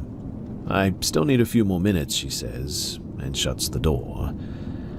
I didn't get much more than a glimpse of her face in the process, but once she shut the door, I was in the hall alone. It was then that I heard 2 to 3 men's voices speaking to each other, almost inaudibly as music dampened this secret conversation. In that moment, my heart suddenly sank to my stomach, and it felt like I had to go before anyone noticed that I'd left. So I walked out and went straight to my car. I drove forward as I watched the man in the street, presumably from that house, walk in my direction to see where I was going. I did a U-turn as there was a no outlet sign, only to find my original path blocked with an idle car. So I quickly took a side street out of there. I pass a few lights and then see the man that never left his car next to me at a red light, looking over at me. I managed to lose him going through some big trucks at the wee hours of the morning as I drove to more familiar territory. And once I was in the clear, I suddenly realized that there was something very off about whatever the heck that was. I don't know what could have happened to me that night, but looking back on it all, I'm really glad that my instincts kicked in while I still had a chance.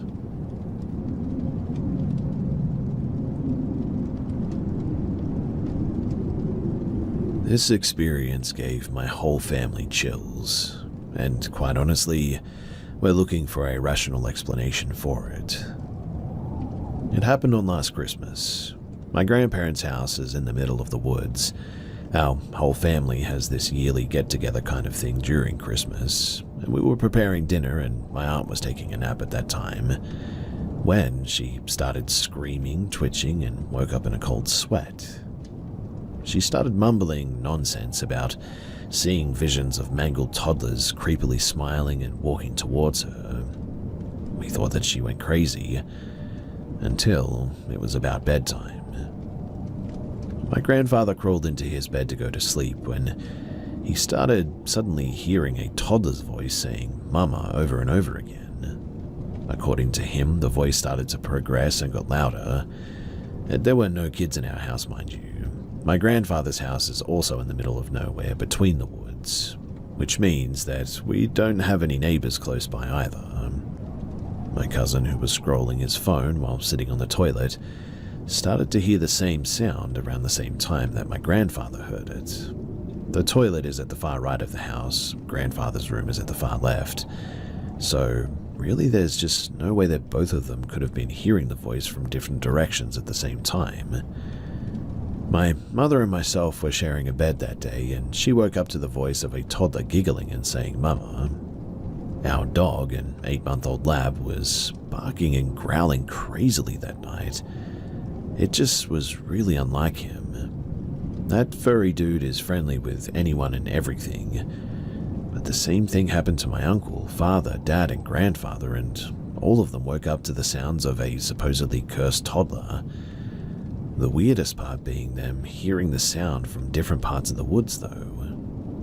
Now, I'm a terrific sleeper, and I was oblivious to the situation until my cousin yeeted me out of my sleep. We all grabbed a bunch of flashlights and searched all around the area, but we didn't find anything. It resulted in a midnight family meeting with my grandmother claiming that it was her deceased son who died as a toddler coming to see her, my uncle claiming that it was the work of a thief, my aunt too saying that it was her deceased baby brother showing his rage as we forgot to light a candle on his grave last year, my grandfather saying that it must have been a wild animal, and so on and so forth. We almost forgot about this experience too, until recently when we visited the house and were awoken by footsteps and some kind of soft murmurs. My aunt and uncle were saying that they kept on hearing something rolling on the roof of the days prior to this experience. I don't believe in your typical ghost, aka the vengeful, white-robed woman with pale skin and black hair looking for revenge or anything. I really hope to just get a rational explanation for this experience, and that's why I'm here. Has anyone had a similar experience before? I would also love for you to share your opinions about what this could have been. And although I do not strongly believe in ghosts as of now, I am willing to learn about their possible existence, and I'm trying to keep an open mind. Also, I don't think that there are any supposedly cursed objects in the house, so I would pretty much rule that out as a possibility. So, if you have any thoughts or any information for me, then please do share.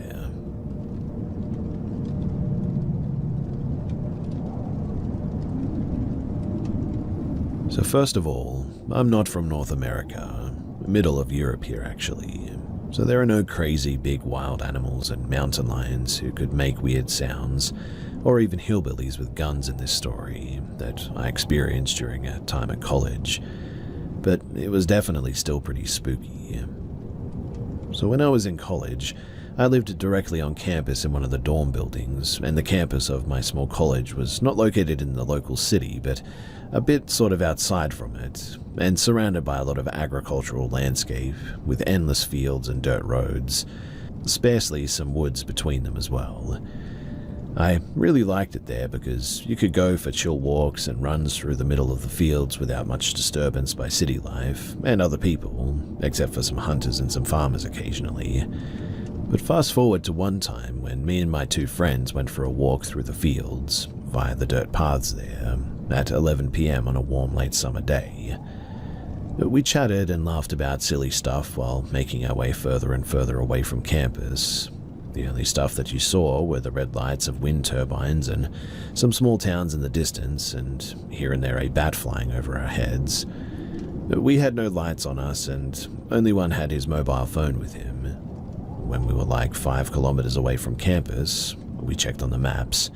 We suddenly came to a crossing and wondered where we should go, to make it a loop back to campus without going the same way that we had come from. We decided on a path which went to the right, and that was when things got a bit weird. Bear in mind that we're all pretty tall guys in their early 20s, which is still kind of safe and not easily scareable or anything, but the first thing that I noticed was a shadowy thing moving in the distance down the path that we had started to take. It was barely noticeable, but definitely something was moving there. The others noticed it too, and we joked about some horror movie stuff, but we shrugged it off as some deer that was crossing the path at some point.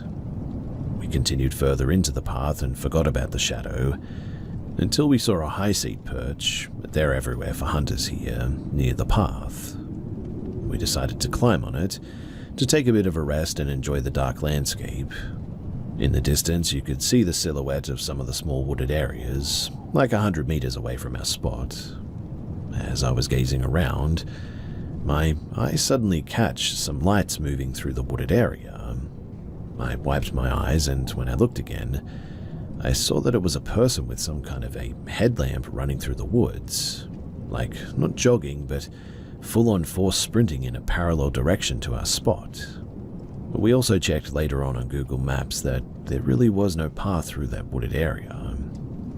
I told the others, and together we followed the light all the way to the right side of the woods, when one of my friends decided that it would be funny to scream in the direction of said person. He screamed something like hello, and the light of the headlamp turned around directly in our direction.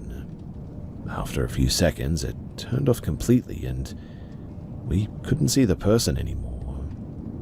And suddenly, this eerie feeling, is the best way that I can describe it, suddenly kicked in for all of us. I don't know why, but the idea of a random person in the middle of nowhere that kind of knows that we were there but we can't see them anymore suddenly scared us a bit. We climbed out of the hunting perch and we booked it out the way that we had come from, with a pretty fast walking pace. While on the way back, we kept looking behind us to see if anybody was following us, and I swear that I saw some shadow moving again down the path behind us. It was probably just hallucination because we had an eerie feeling, but I don't know. Back to campus we went, to one of the guys' dorms, downed a beer and talked about what had happened. We just couldn't find a good explanation for why a person would act like that in the woods there. I mean, hunters usually don't sprint full force forward here, especially not alone like that, only if there's like a big group to hunt, but that would be loud with many dogs and all that. And a trail runner at 11 PM in a random wooded area with no trails seemed really off also. But who knows?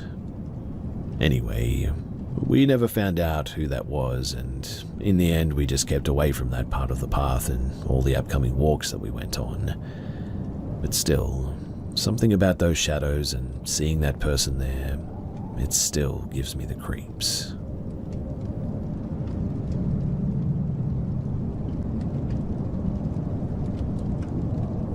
This happened to me Wednesday night. So my boyfriend lives in the town over, and he orders me lifts back and forth to go and see him. We've been doing this for over the past 7 months without any problems. But we spent the day together and had an amazing time as always, and he ordered me a lift back home. The guy pulls up and my boyfriend puts me in the car and gives me a passionate kiss goodbye. The driver is from Cuba, hardly speaks a lick of English, and is using Google Translate the entire time to talk to me.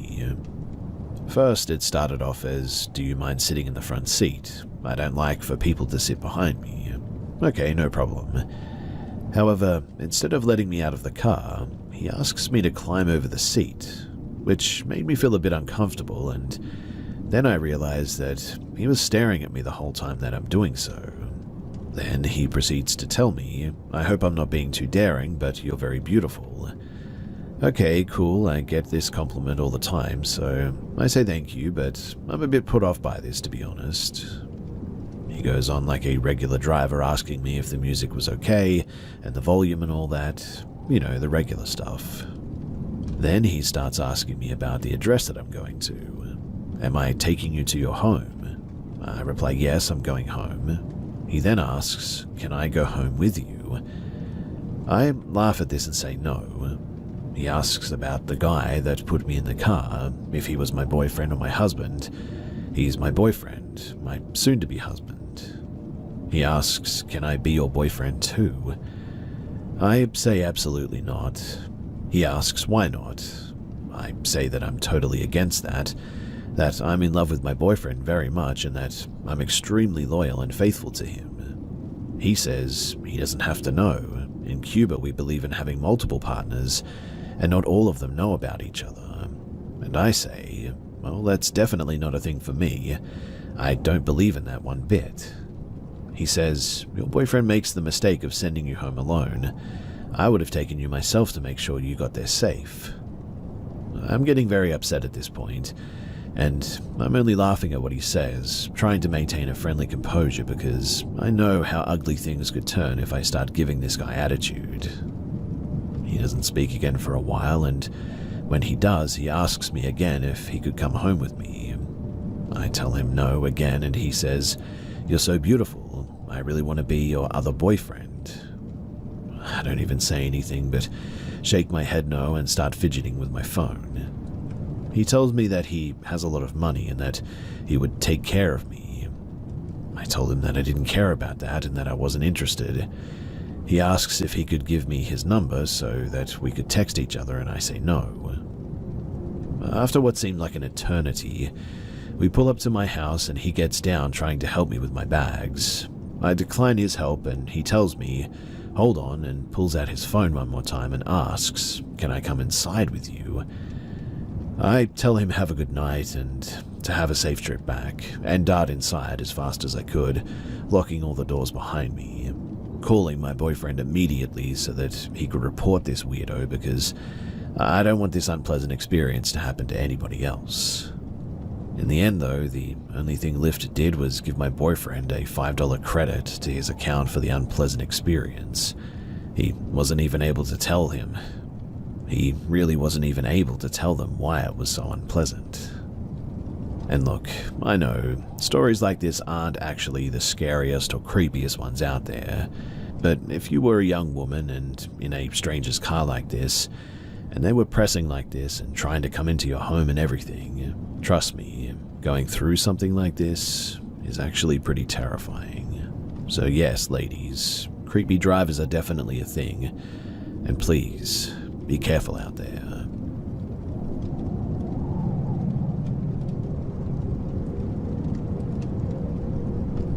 When I was about 4, this was in 1997, my mum and brothers went to a water park on a weekend during the summer.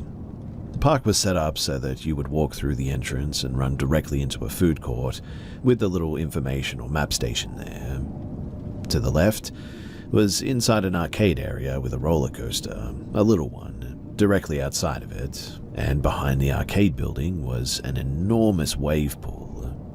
To the right of the entrance was the kiddie park, and then behind the kiddie park was a lazy river and all the water slides with it. Since my brothers were older and they wanted to ride the big slides, my mum and me split from them to head to the kiddie park.